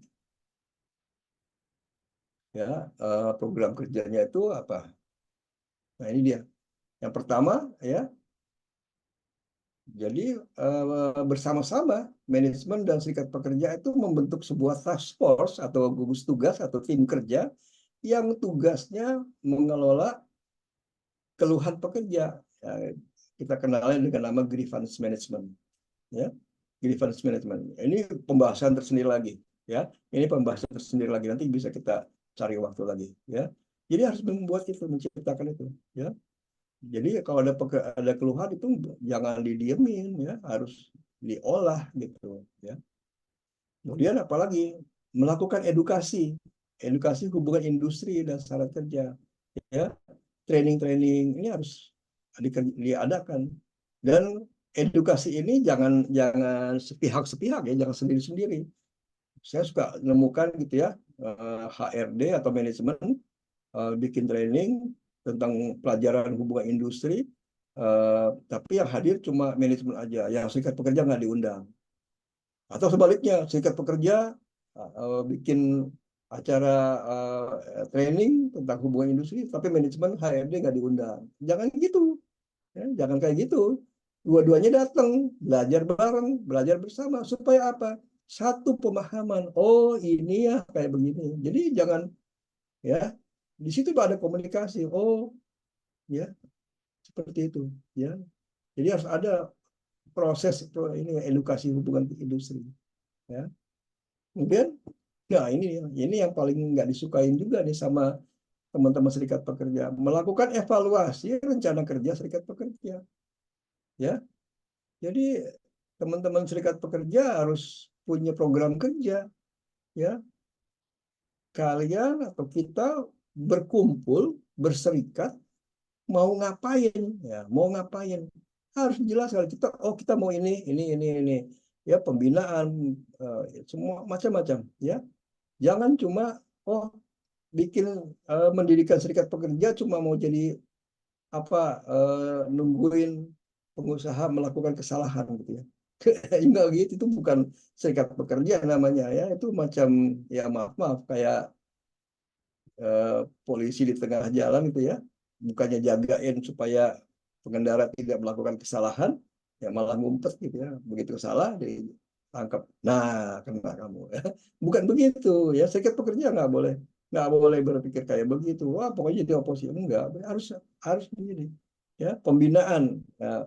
Ada pekerja yang dapat SP 1, 2, 3, itu ada pembinaan, itu HR dan manajemen harus melibatkan serikat pekerja ke dalam pembinaan itu. Jadi ini bukan tanggung jawabnya. Jadi tanggung jawab bersama, kalau ada pelanggaran-pelanggaran itu perbaikannya harus bersama, ya. Nah, kan juga rencana kerja itu hati-hati ya, serikat pekerja menanggung amanah ya di situ. Kan salah satu tugasnya apa? Mensejahterakan anggota, ya anggota serikat pekerja. Gimana caranya? Nah, jelasin, beritahukan kepada anggota, begini loh programnya, ini loh rencananya mau gini. Udah dilaksanakan apa belum? Ya, pengusaha juga atau manajemen HR juga harus tahu apa rencananya, ya. Itu harus tahu gitu. Ya, jadi jangan sampai serikat pekerja itu apa ya, selalu mengambil posisi sebagai oposisi gitu ya. Tapi sebagai bisnis partner gitu ya. Kita koreksi, kita perbaiki, kita kasih masukan, kasih input gitu ya. Kalau tujuannya baik ya benar, caranya juga baik benar ya, insya Allah bisa bisa baik semua gitu ya. Dan satu hal ini saya sering bilang ya ke teman-teman serikat pekerja dan manajemen, harus paham ya, eh, semua organisasi yang ada di lingkungan perusahaan itu posisinya adalah di bawah organisasi perusahaan, ya. Ada serikat pekerja, ada koperasi, ada eh, klub goes, klub senam, macam-macam. Itu semua organisasi itu semua berada atau berafiliasi kepada perusahaan, ya. Ingat, Anda atau kita sebagai anggota serikat pekerja ataupun pengurus serikat pekerja, ingat kita ini adalah asetnya perusahaan, milik perusahaan. Jadi pengurus serikat pekerja hati-hati mengelola anggotanya karena itu adalah aset perusahaan, milik perusahaan, ya. Hati-hati mengelolanya, dibawanya yang benar, jangan yang nggak benar gitu, ya. Dibawanya yang benar, jangan yang nggak benar ya. Dan mereka itu, ingat, ini yang banyak teman-teman serikat pekerja yang tidak suka ketika saya bilang mereka itu berada di bawah atau berafiliasi organisasi perusahaan, ya.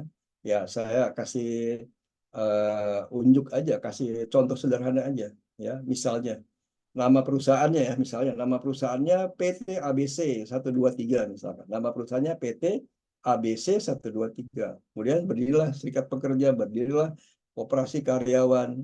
Serikat pekerja PT ABC 123 ya. Coba coba kalau nama perusahaannya diganti. Tadinya ABC 123 diganti menjadi ya misalnya 123 ABC, dibalik aja ya. Serikat pekerja yang tadi harus bubar ya, karena nama perusahaannya apa, nama perusahaannya udah beda, ganti nama gitu ya.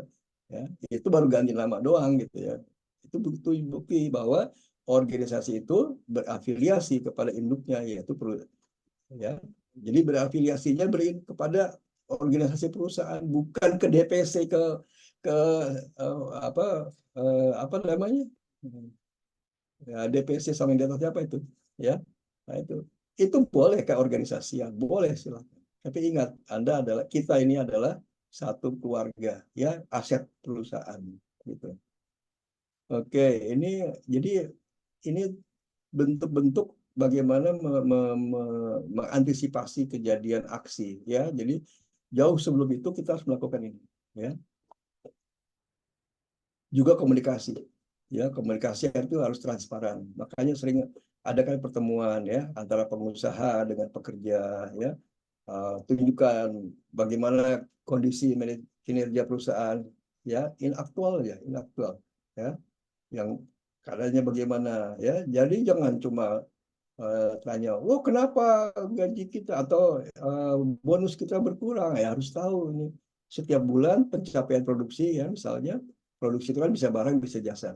Mau pencapaiannya bagaimana, prestasinya bagaimana, akibatnya apa, bagaimana perusahaan dapat untung enggak, kalau dapat berapa besar, berapa kecil ya. Makanya jadi logis semuanya. Oh ini bonusnya kurang atau menurun dari tahun lalu gitu ya. Ini semua itu harus ada komunikasi ya. Jadi jangan ada disembunyikan ya.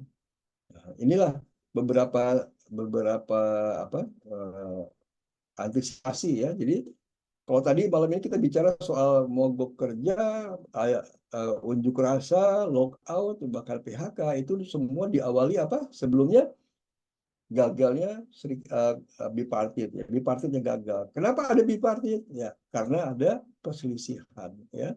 Kenapa ada perselisihan ya? Karena keluhan pekerja tidak ditangani dengan baik. Nah, bagaimana menangani baik? Ini sudah tadi jelas ya. Ada yang pertama-tama dirikan dulu LKS bipartit. Ingat ya, buat manajemen atau buat HR, mendirikan LKS bipartit itu nggak ada hubungannya apakah serikat pekerja sudah berdiri atau belum ya. Oh belum ada serikat pekerja, tetap bikin bipartit ya, tetap bikin bipartit ya, dirikan. Apalagi kalau sudah ada bipartit. Nah semua orang harus belajar. Kalau ada bipartit, ada yang boleh, ada yang enggak ya, ada tata caranya dalam dalam berkomunikasi, dalam bekerja ya. Nanti kita bisa bahas di pertemuan lain tentang bipartit lah ya, komunikasi juga macam-macam ya. Jadi kalau saya mau, nah inilah, ini gambar besarnya kira-kira gini ya. Gambar besarnya, malam ini kita lagi bicara di mogok kerja, unjuk rasa, lockout ya. Itu karena bipartit gagal ya. Itu karena apa? Karena ada keluhan pekerja ya. Nah, harus dibikinkan filternya ya, dibikin, dihandle ya, ditangani dengan baik. Ada filternya aja masih ada kemungkinan tidak berhasil. Mungkin dari 10 tinggal satu. Nggak taunya satu itu yang bikin meledak gitu ya, lebih seru gitu ya. Ya, apalagi nggak ada gitu ya, nggak ada. Teman-teman pernah, saya teringat tuh ada video gitu ya di salah satu, kalau nggak salah ya, perusahaan garment gitu ya, garment sepatu atau pokoknya garment ya, garment sepatu atau garment baju itu di Jawa Barat ya. Itu pekerjanya ngumpul di lapangan, terus HRD-nya bilang ya, upahnya sekian ya. Yang mau saya kerja masuk, yang nggak mau silakan pulang gitu kan. Ya, saya nggak. Jadi kondisi seperti itu tuh ya sebenarnya nggak perlu terjadi. Kenapa? Kalau LKS bipartit dijalankan ya, karena di dalamnya ada apa? Ada bagaimana cara mengelola keluhan pekerja, ada kegiatan-kegiatan edukasi, ada komunikasi-komunikasi yang transparan, ya, juga ada evaluasi. Kita manajemen membantu serikat pekerja membuat program kerjanya, ya. Jadi ini harus dibuat nih, dimulai dengan LKS bipartit. Ada ini aja masih ada kemungkinan untuk gagal, ya masih jadi perselisihan. Apalagi kalau nggak ada, waduh, ya begitu, ya. Oke, walaupun dengan semua keterbatasannya tadi, gangguan-gangguan teknis ya, moga-moga nanti di pertemuan yang akan datang tidak ada gangguan lagi ya. Oke, saya cukupkan sampai di sini, dan dari saya semoga tidak puas, semoga tidak puas. Maksudnya supaya banyak belajar lagi ya, jangan cuma sekedar disuapin ya. Benar nggak sih kata Pak Mufti begini gini gini, buktikan ya. Saya ingin begitu ya, jangan cuma nerima apa adanya gitu ya. Oke, terima kasih atas perhatiannya. Kita sudah belajar bersama. Saya kembalikan ke moderator. Saya tutup dulu share screen ini.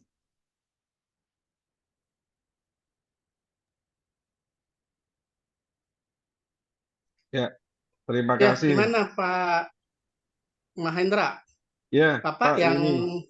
bimbing? Monggo Pak Miki aja sesuai di flyer Pak. Cuman mengingatkan ada beberapa pertanyaan itu Pak di Q&A sama di Teman-teman kolom chat. maaf ya, Karena rupanya tadi tadi kamera saya keluar belum ya. terbuka ya. Di sini ya saya cuma dia ada satu pertanyaan, Pak. Iya, Coba ya saya cek ya. iya.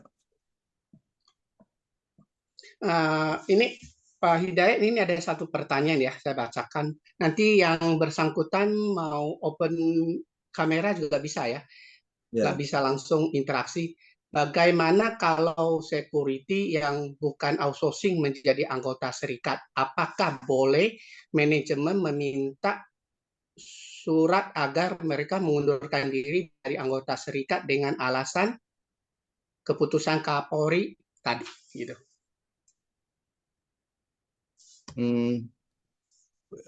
Bagaimana Pak? Bisa diulangi pertanyaannya? Oke, saya ulangi nih ya. Atau ini ya, siapa yang tadi tanya ya? Pak Rizal ya, kalau mau open mic boleh ya Pak ya? Biar lebih Boleh, jelas. boleh. Bagaimana, gimana Pak Rizal? Ya udah Pak Rizal Ah, sendiri Pak.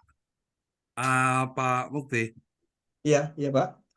ya pertanyaan saya adalah anggota security di perusahaan kami itu kan hampir semuanya menjadi anggota serikat, Iya, ya.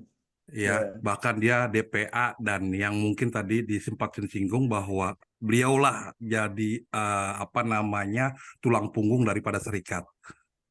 Yang jadi pertanyaan saya dari pemaparan tadi Bapak itu, apakah manajemen itu berhak memberikan surat ke mereka untuk mengundurkan diri dari serikat pekerja dengan keputusan Kapolri tersebut, Pak? Iya. Oke, itu Boleh ya. nggak, Pak? Boleh nggak kita mengeluarkan surat itu untuk mereka mengundurkan diri, begitu, Pak? Ya, jadi begini Pak. Jadi ini kalau kita berhadapan ya dengan orang-orang yang satu ya, apakah mereka tidak tahu atau belum tahu, atau yang kedua sudah tahu tapi punya kepentingan tersendiri. Ya, kita kan berhadapan dengan orang-orang yang dengan macam seperti itu. Ya, jadi saran saya ajak duduk bersama, ya, duduk bareng dulu, ya. Kemudian tunjukkan fakta-faktanya bahwa ini loh ada peraturan begini begini begini begini begini ya. Jadi Anda sebagai pihak security harusnya netral ya. Nah, itu nggak cuma di masa kampanye aja, nggak kampanye juga polisi dan tentara TNI itu harus netral gitu ya. Nggak bisa masuk dalam konflik perselisihan kriminal sekalipun ya. Jadi harus baiknya diberitahukan bentuknya apakah mau dengan surat boleh pada akhirnya dengan bentuk surat. Tapi sebelum surat, jadi jangan ujuk-ujuk ya langsung tiba surat gitu ya. Komunikasi dulu lah ya, komunikasi dulu, undang ketemuan duduk bersama gitu ya, duduk bersama pembelajaran. Bila perlu di sini kan ada bapak-bapak dari Disnaker ya. Minta bantuannya. Itu mereka kan ada pembinanya ya, dan di Disnaker ada pembina ya. Bukan cuma pengawas ya. Minta jelasin itu gimana sih kedudukan polisi apa security gitu ya. Ya, karena tadi saya sudah bilang mereka itu adalah kepanjangan tangan dari tugas polisi ya. Dan buktinya apa? Oh, di kiri kanan itu pasang apa? Pasang badge kan ya. Dan itu hanya mereka yang boleh ya. Direktur sekalipun pengusaha nggak boleh, justru kalau pakai gitu wah ditangkap tuh polisi apa direkturnya. Karena apa? Karena ada undang-undangnya. Jadi itu bukan sekedar badge dijahit, jahitan badge nggak ada artinya. Itu dilindungi undang-undang loh. Berkekuatan hukum, hati-hati gitu ya. Jadi ya boleh pakai diberitahukan dengan surat. Tapi saran saya sebelum tiba sampai surat komunikasi verbal dulu, ketemuan ya, baik-baik bicara, tunjukkan ya seperti itu. Karena nanti Gini, kalau Pak, apakah halo, Pak, apakah kita ya, ya, melanggar hukum dengan apa namanya dengan cara menghalang-halangi mereka menjadi anggota? Karena dari pihak serikat beranggapan bahwa pihak manajemen menghalang-halangi karyawannya untuk menjadi anggota serikat. Begitu, Pak. Menurut mereka seperti itu. iya, tadi kan saya udah bilang gitu ya. Teman-teman serikat itu berpahamkan ada kalimatnya di Undang-Undang tentang Serikat Pekerja bahwa semua orang berhak ya dan boleh menjadi anggota serikat. Yang benar, benar. Ya, ada kalimatnya di Undang-Undang Serikat Pekerja itu ya, ada benar ya. Nah, kalau dari kepolisian tidak mengeluarkan undang-undang, berarti ya boleh aja gitu. Sekarang persoalannya adalah institusi negara itu mengeluarkan sebuah undang-undang yang mengatur tentang tenaga security. Ya, persoalannya itu aja. Ya, jadi kalau nggak mau itu ya mari kita usulkan kepada Kapolri atau kepada pemerintah supaya mencabut undang-undang itu supaya tenaga security bisa sah, aman, nyaman jadi anggota serikat. Gitu aja ya. Ya, jadi baik-baiklah. Memang kalau serikat pekerja itu memang harus begitu gitu. Emang didoktrin atau diajarkan, diarahkan begitu. Pokoknya semua pekerja. Lihat aja rekrutmennya aja dilakukan oleh perusahaan, iklannya, seleksinya, interviewnya, tanda tangan PKWT-nya atau PKWT-nya oleh pekerja, oleh perusahaan, bukan polisi. Kok tiba-tiba sekarang dibilang anggota polisi ya memang dibuat permainan logikanya ke arah sana begitu. Tapi ya sudah, sekarang kita lihat ada undang-undangnya. Ya, sekarang kayak begini. Oke, kalau security ada undang-undangnya dari polisi. Nah, sekarang pertanyaannya, ini mirip-mirip nih, beda-beda tipis nih. Ya. Orang HRD, staf HRD, oke lagi lah, manajer HRD lah gitu ya, manajer HRD lah gitu ya, supaya jelas ya. Boleh nggak jadi anggota serikat pekerja? Ya, kalau boleh kenapa? Kalau nggak boleh kenapa? Ya, nah, jadi kita kalau baca peraturan itu harus jelas. Bahkan kalau pengen jelas, nggak cuma undang-undang yang diterbitkan tahun-tahun belakangan ini, gitu ya. Nah, saya kasih contoh ini kayak pakai kacamata kuda gitu ya, yang kelihatan itu cuma segi di situ aja sekarang. Ya. Kalau teman-teman masih ingat ya dulu ya, ini ada bapak dari Disnaker ya, tolong koreksi kalau salah. Dulu itu ada Kepmenaker atau Permenaker saya lupa nomor 4 2004 gitu ya, tahun 2004 ya, nomor 4 ya, tentang PKWT itu. Tentang apa kalau saya ya. Sekarang kan udah ada PP 3. Di situ ada kalimat tuh ya. Kira-kira kalimatnya begini.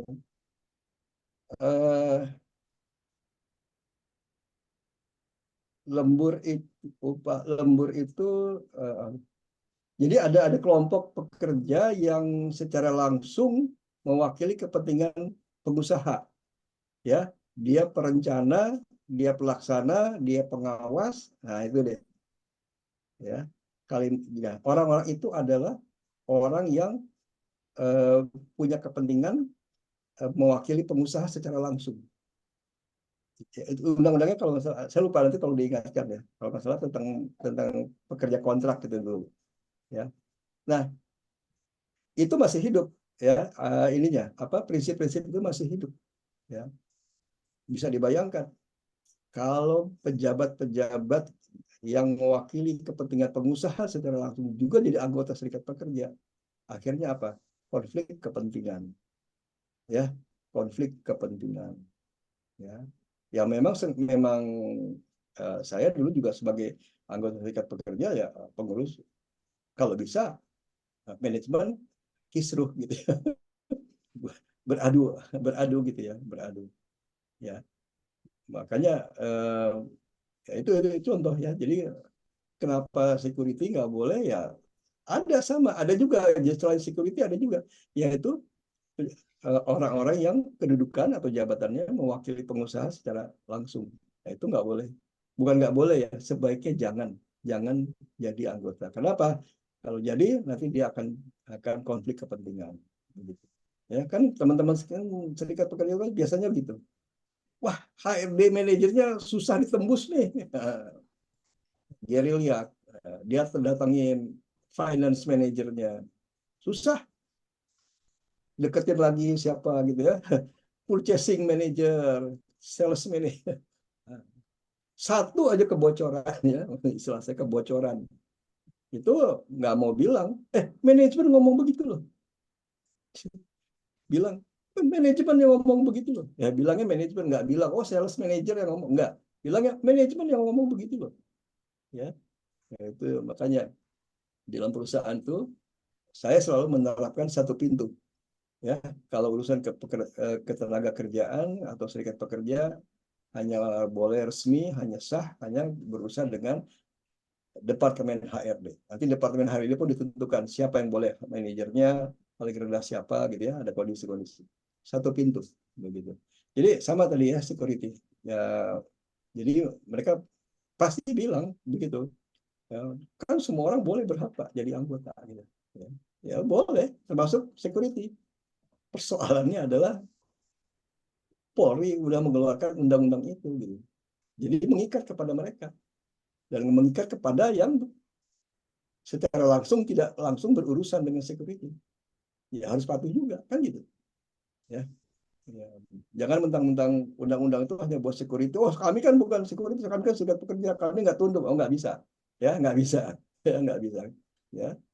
Ya. Peraturan Menteri Keuangan mengatakan kerjasama keuangan harus dilandasi apa? Dilandasi ya, hitam putih lah istilahnya. Tapi kenyataannya apa?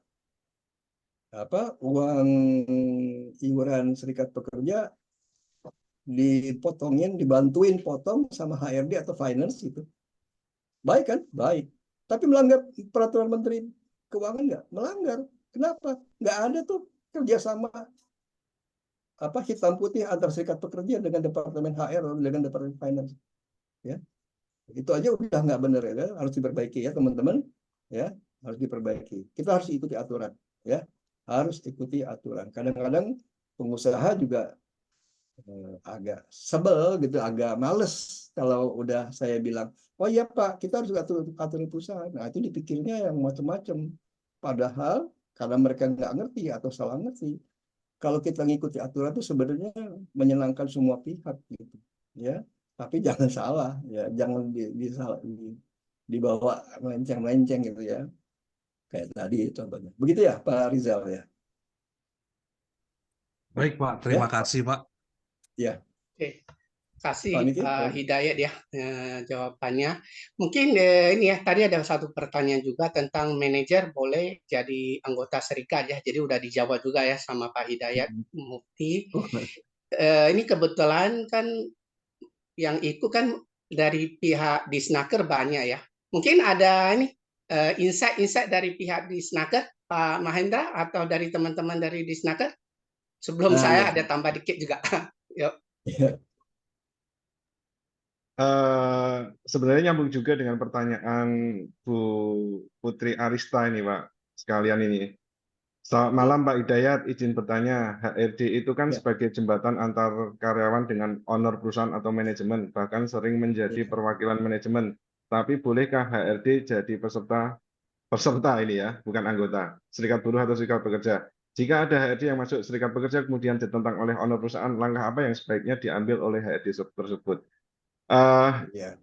Sebenarnya makna dari Undang-Undang 21 tahun 2000 ya tentang serikat pekerja serikat buruh itu semua pekerja itu memiliki hak untuk berserikat, Pak. Jadi bisa menjadi anggota dari serikat pekerja serikat buruh. Namun di pasal 15 itu menerangkan kurang lebih di pasal 15 itu pekerja atau buruh yang menduduki jabatan tertentu di dalam satu perusahaan dan jabatan itu menimbulkan pertentangan kepentingan antara pihak pengusaha dan pekerja atau buruh tidak boleh menjadi pengurus serikat pekerja serikat buruh di perusahaan yang bersangkutan. Artinya yang saya highlight di sini adalah menduduki jabatan tertentu kemudian menimbulkan pertentangan kepentingan antara kedua belah pihak dan di akhir adalah menjadi pengurus. Nah, disinilah yang digarisbawahi adalah menjadi pengurus. Pada dasarnya, mau level dari level terendah operator sampai mungkin manajer, itu boleh, Pak. Boleh menjadi anggota. Tapi ketika dia menduduki menjadi pengurus, nah itu yang dengan jelas diamanatkan di Undang-Undang 21 tahun 2000 itu pasal 15 tidak boleh, Pak. Karena akan berpotensi menimbulkan apa tadi? Gesekan seperti itu. Konflik kepentingan. Konflik kepentingan. Iya. Begitu. Monggo Pak Miki bisa ditambahkan Pak Miki. Iya, jadi keren banget ya. Memang dari Disnaker beda ya. Jadi memang teknis dan taktik sekali ya. Jadi makanya sebenarnya kata kuncinya di konflik kepentingan. Sebenarnya tadi saya mau tambah itu ya. Jadi saya kasih contoh, dulu saya satu PT, sebagian security kita dikasih untuk jadi serikat. Selama dia nggak jadi pengurus dan nggak ada konflik gitu loh. Jadi dia bisa istilahnya jaga ya kepentingannya ya. Selama dia kalau harus jaga, dia jaga. Jadi kita udah kasih pendidikan gitu ya. Jadi kembali lagi, jadi siapapun status karyawan mau jadi anggota serikat bisa ya. Seperti kata Pak Mahendra juga, kecuali ada posisi-posisi tertentu nggak boleh jadi pengurus karena itu akan istilahnya bertentangan atau akan berakibat konflik interest gitu. Ya, kata kuncinya memang di situ ya. Itu tambahan dari saya. Oke, kita lanjutkan. Ada pertanyaan lain atau mau open mic silakan ya biar lebih interaktif. Sama ini kebetulan ini kan ada Pak Hidayat Mufti juga ya, ada teman-teman kita dari Disnaker. Jadi kita bisa dari ilmu, dari praktisi dan dari wakil dari pemerintah. Jadi kita lengkap dapat ilmunya ya hari ini. Iya. Iya. Silakan teman-teman mau langsung atau mau di chat kita sampaikan ke Pak Hidayat atau mau langsung open mic? Open cam juga boleh ya Pak ya, biar saling mengenal nih. Iya. Ini dari tadi stabil loh Pak pesertanya, sekitar 60-an. Iya. Ini masih cukup bersemangat untuk yang Sukaworoh ini sama Pak Hidayat Mufti. Monggo Iya. teman-teman dari Ngopisik maupun dari HR Wiki. Ya, mumpung ada nih dari pihak Disnaker ya dan ada praktisi, jadi lengkap ya. Ya, syukur-syukur ya. ada serikat di sini ya. Jadi komplit deh tripartit ya. Iya, bagus ya.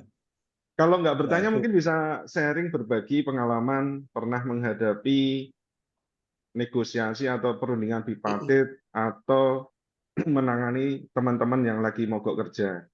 Atau ada success story, tips trik bagaimana bisa membuat teman-teman pekerja yang tadinya mogok kerja dengan jangka waktu durasi sampai 2 minggu atau bahkan 1 bulan, ternyata bisa dipersingkat menjadi cuma 1 minggu kan gitu. Karena tujuan akhir dari mogok kerja itu kan memperlambat gitu kan, biar istilahnya ini loh, kalau kita itu pekerja mogok, perusahaan juga kena dampak gitu kan. Nah, jadi ini sebagai bargaining position mungkin seperti itu ya Pak Miki. Iya, Jadi benar Pak. tolong diperhatikanlah tuntutan kami ini gitu. Biasanya sih yang sering Pak itu awal-awal tahun kayak gini terkait penyusunan struktur skala upah Pak, ada kenaikan itu kan. Ya. Oh itu ada Pak Leonardo Mungkin yang ada Pak present Denardo. itu. Ya silakan open mic Pak, langsung ke narasumber kita Pak Hidayat Mufti. Oke, mohon izin Bapak-Bapak sekalian. Ada saya sedikit bertanya terkait kebetulan karena ada pihak Disnaker di sini kan. Saya mohon izin bertanya, apakah ketika ada karyawan yang setelah kita lakukan bipartit tidak menemukan titik temu bersama HRD sebagai pihak pengusaha, apakah karyawan bisa didampingi oleh serikat dalam tanda kutip serikat luar dari perusahaan dapat melaporkan ke Disnaker dan Disnaker bisa menyuratkan ke pihak pengusaha, dan apakah boleh pihak pengusaha menolak surat laporan tersebut? Terima kasih. Sedikit aja sih. Oke, silakan mau Pak Mahendra atau Pak Hidayat Mufti bisa sharing ya dari praktisi dan dari Disnaker. Ini harus saya rasa jawabannya harus dari dua sisi ya, nanti dari Pak Mahendra juga ya.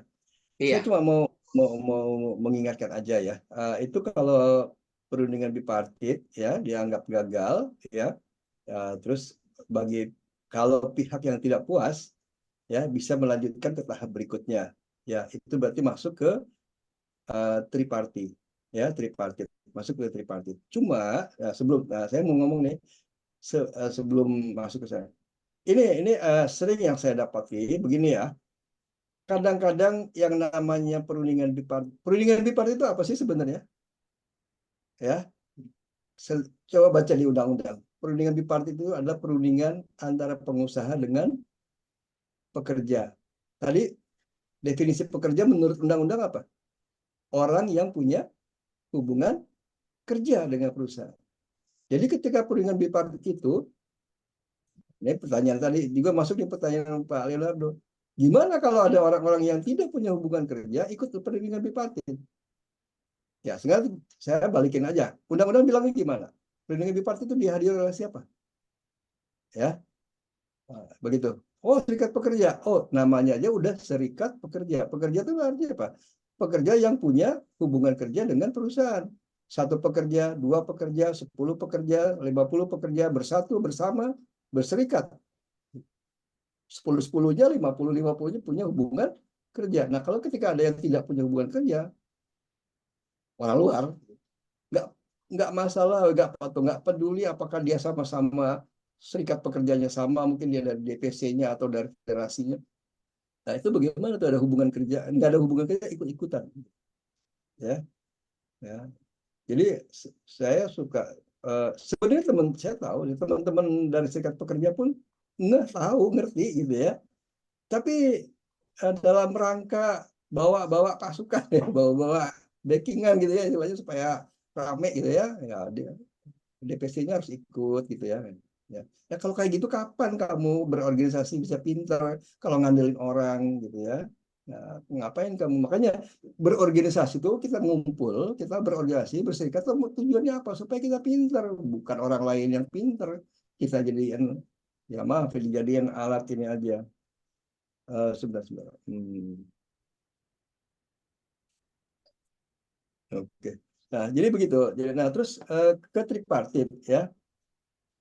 Nah, kalau ke tripartit ini tolong ya Pak, Pak dikoreksi. Mau mengajukan apa? Biasanya itu apa, mediasi ya. Ya, sebenarnya kita pekerja atau serikat pekerja lebih populer kenal namanya mediasi.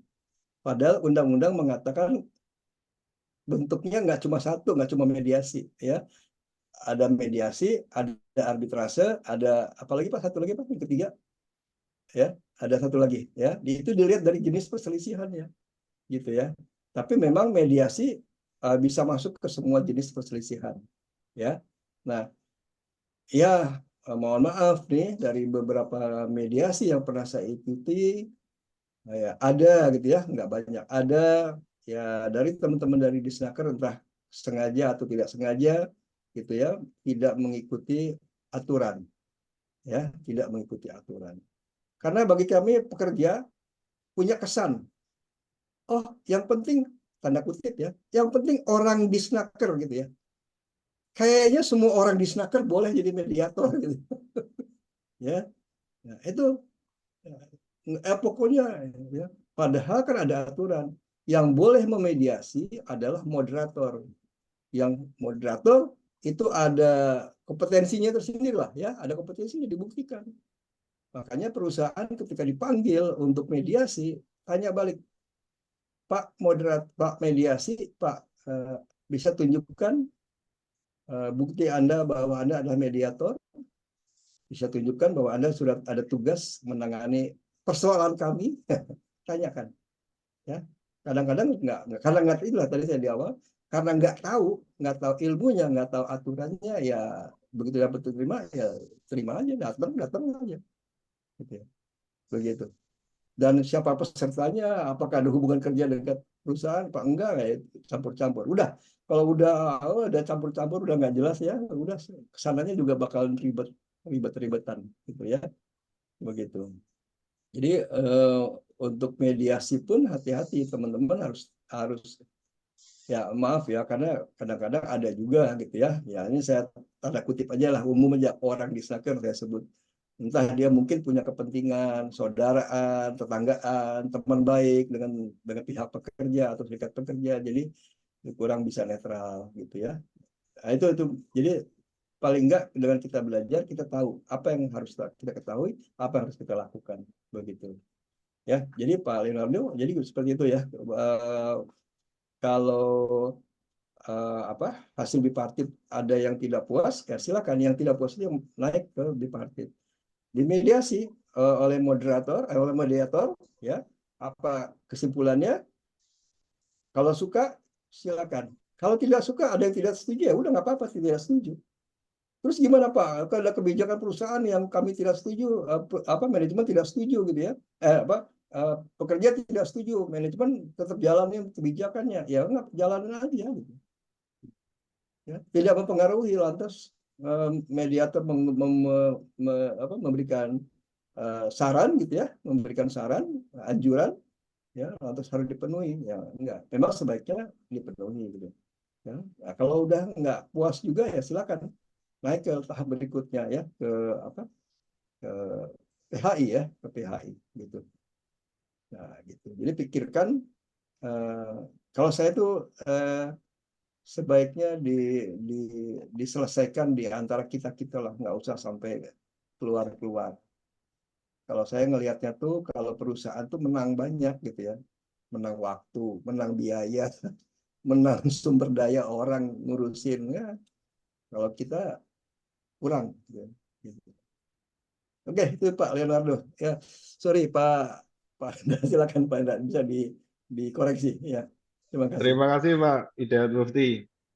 Dari Pak Leonardo tadi intinya itu ada perselisihan dalam satu perusahaan antara pekerja dengan pihak perusahaan. Kemudian pihak pekerjanya itu minta pendampingan dalam hal untuk perlindungan atas hak dari pekerja dalam perundingan tripartit. Seperti itu ya Pak Leonardo. Hanya saja serikat pekerjanya dari luar gitu ya. Benar Pak, benar. Nah, yang perlu saya tanyakan, pekerjanya itu adalah anggota dari SB tersebut bukan? Gitu. Tidak Pak. Nah, kalau tidak, ya yang menjadi perselisihan itu kan antara pihak pekerja dengan pihak pengusaha. Seperti kita ketahui kan, perundingan bipartit itu kata dua part itu adalah dua pihak pekerja dan pihak perusahaan. Nah, namun kita tahu di Undang-Undang 21 2000 tadi tentang SPSB itu memiliki kewenangan dalam hal untuk mensejahterakan pekerjanya, kemudian memberikan perlindungan dalam hal terjadi perselisihan. Di sini yang dimaksud itu adalah anggotanya. Jadi kalau di luar itu pihak pengusaha sah-sah saja menolak gitu kan. Siapa Anda gitu kan? Seperti itu. Nah, kalau SPSB-nya cerdas, pengurusnya punya wawasan terkait hubungan industrial, tentunya sadar diri dong kan gitu. Nah, kemudian berlanjut lagi. Misalnya dari hasil perundingan bipartit itu mengalami kebuntuan atau tidak menemui kata kesepakatan, berarti sesuai mekanisme Undang-Undang 2 2004 lanjut lagi kan ke tripartit atau ke mediasi di instansi ketenagakerjaan setempat, dalam hal ini kabupaten kota di mana pekerja tersebut bekerja kan. Nah, tadi bicara soal mediator, Pak. Mediator itu memiliki kewenangan, Pak, sesuai yang diatur di Permenaker nomor 17 tahun 2014. Terkait pengangkatan pemberhentian mediator hubungan industrial dan tata kerja mediator hubungan industrial. Di pasal 10 itu kalau kita cermati, Pak, mediator itu memiliki kewenangan salah satunya untuk menerima atau menolak kuasa hukum dari pekerja. Nah, gitu. Jadi ketika sudah masuk di ranah mediasi, mediator itu kan punya prinsip gini, Pak. Kalau bahasa Jawanya itu nek ora gatel ojo digaruk kan gitu. Kalau nggak gatel ya jangan digaruk gitu kan. Artinya kita nggak perlu memperbesar masalah hanya karena kita tidak mengizinkan kuasa hukum dari sisi pekerja, terlepas dia bukan anggota atau segala macam. Namun Pak, dalam hal mediasi itu kita mengedepankan musyawarah mufakat. Pernah itu saya memediasi, pihak pekerja itu membawa orang yang memiliki kompetensi dari segi komunikasi dan besar harapannya orang yang diajak ikut dalam rundingan di mediasi itu bisa mendorong terjadinya kesepakatan. Nah, kalau saya selaku mediator, saya akan mengamini, monggo silahkan masuk. Tapi di sisi lain, saya juga harus mengakomodir pihak kepentingan perusahaan. Bisa nggak ini kuasanya dari pekerja untuk diterima? Nah, kalau memang diterima oleh pihak pengusaha, ayo kita jalan untuk klarifikasi dan mediasi selanjutnya. Karena prinsip saya, Pak, lebih baik terjadi perjanjian bersama, Pak, daripada harus saya terbitkan anjuran, risalah berujung ke PHI kan gitu. Ada juga kalau pihak pengusaha menolak, ya sudah. mau nggak mau saya harus berdiri di tengah kan, kepentingan ini kan, kayak gitu. Seperti itu Pak, kalau dari saya Pak. Pokoknya intinya piye caranya sepakat kan itu Pak. Gitu Pak kalau dari Iya. saya Pak. Jadi tidak harus, tapi kalau ke PHI Pak, itu saya kalau memang dirasa kasus ini akan mengalami buntu dan deadlock, saya akan mempertimbangkan bahwa pekerja harus menggunakan kuasa hukum, dalam hal ini lawyer atau advokat, karena nanti untuk membuat berita acara di PHI tentunya dibutuhkan pendampingan dari lawyer atau advokat. Seperti itu Pak. Jadi dalam mediasi itu seni sih Pak, seni negosiasi ya kan gitu Pak Miki. Iya, Kita ya. dengan Komunikasi, negosiasi. perselisihan yang sama, misalnya perselisihan PHK, perusahaannya sama, tapi orangnya beda. Pendekatan kami juga beda Pak, mediator nih Pak. Jadi kalau memang ada mediator di luar sana yang mungkin dirasa kecenderungannya berpihak salah satu pihak, ya mungkin jangan melihatnya dari sudut sisi pandang itu saja Pak. Bagaimanapun Iya. juga mediator itu sudah ada aturannya Pak, ada kode etiknya juga. Kami punya asosiasi mediator hukum industrial juga. Jadi kalau bisa ya kadang kita menggunakan istilah setengah kamar Pak dalam hal untuk mediasi itu Pak. Setengah kamar kita pisahkan Pak. Karena orang namanya berselisih untuk bertemu dalam satu ruang bertatap muka, apalagi sampai beradu argumen, kadang juga males, Pak. Nah, inilah nanti seninya di sini mediator untuk menggali masing-masing informasi. Gitu, Pak Leonardo. Jadi, kalau bisa ya, teman-teman pekerja di perusahaan jenengan, kalau jenengan dari pihak HR, kadang ada kalah coffee morning gitu kan, kita Ya. edukasi teman-teman terkait hubungan industrial, mekanisme nanti kalau terjadi perselisihan, tidak bisa ujuk-ujuk nih teman pekerja itu langsung ke Disnaker. Ada mekanisme yang harus ditempuh, namanya perundingan bipartit di situ. Seperti itu Pak Leonardo, Pak Mufti, Pak Miki, dari saya Ya, tambahnya. keren ya. Jadi kita hari ini juga udah lewat ya setengah jam. Jadi dari jawaban dari narasumber dari pihak Disnaker ya cukup memberi insight ya ke kita. Kata kuncinya dari pertanyaan ini kan komunikasi, negosiasi, kesepakatan. Ya, jadi itu yang kita harapkan ya dari pihak perusahaan maupun Disnaker, itu ya yang kita harapkan itu terjadi. Setelah terjadi sepakat, kita nggak perlu lebih jauh lagi lebih lanjut ya. Mungkin kita udah waktunya juga nggak ada pertanyaan lagi.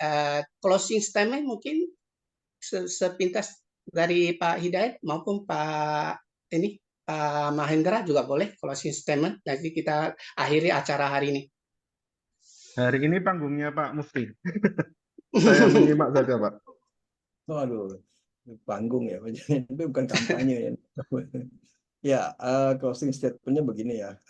Saya selalu nggak bosan-bosan ya ajak teman-teman pelajari semua hal, ya, pelajari semua hal, tanya lebih banyak, ya. Dengan bekal pengetahuan itu kita akan punya pegangan, punya wawasan, ya. Mungkin teman-teman belum pernah ngalami sesuatu ya, contohnya belum pernah di tempat kerjanya ada unjuk rasa atau mogok kerja ya, tapi kalau udah punya pengetahuannya paling tidak siap gitu ya, oh ini harus begini, ini harus begitu ya, aturannya begini ya, aturan seperti itu. Jadi tidak ada lagi apa namanya debat kusir ya, debat kusir ya, karena kita merujuk pada perundangan yang sama ya, begitu ya. Jadi selalu belajar ya, jangan malu ya, dan jangan takut untuk bertanya. Wah, malu ditanya, mengajukan pertanyaan nanti dikira bodoh gitu, dikira nggak ngerti. Jangan gitu, jangan ya, harus tanya, jangan malu. Saya ya udah 30 tahun gini tetap belajar ya, tetap belajar ya, tetap tahu gitu ya, gitu. Itu aja dari saya, tetap belajar, jangan takut, jangan malu untuk bertanya ya. Oke ya, kata kuncinya belajar dan relearn ya. Jadi kita belajar dan belajar, makin belajar kita akan makin mengetahui dan makin skill, akhirnya kita kompeten ya.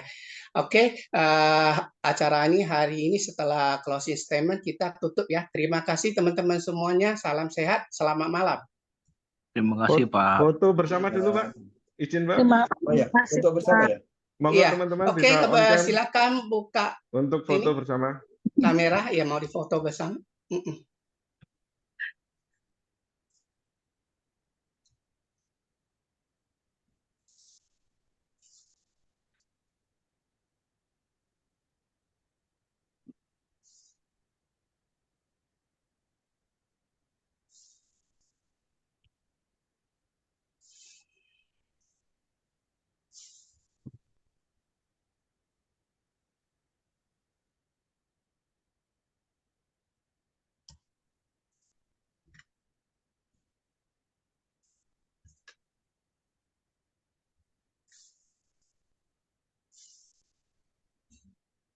Sudah, Pak Miki, siapa yang foto?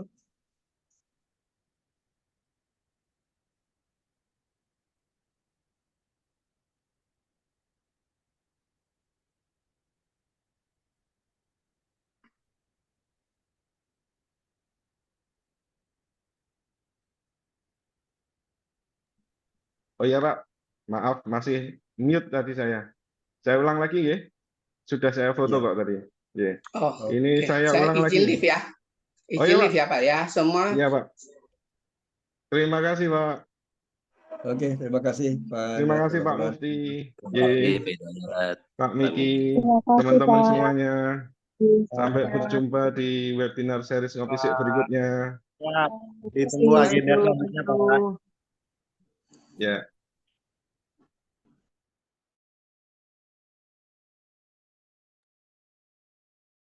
Waalaikumsalam warahmatullahi wabarakatuh. Waalaikumsalam warahmatullahi wabarakatuh.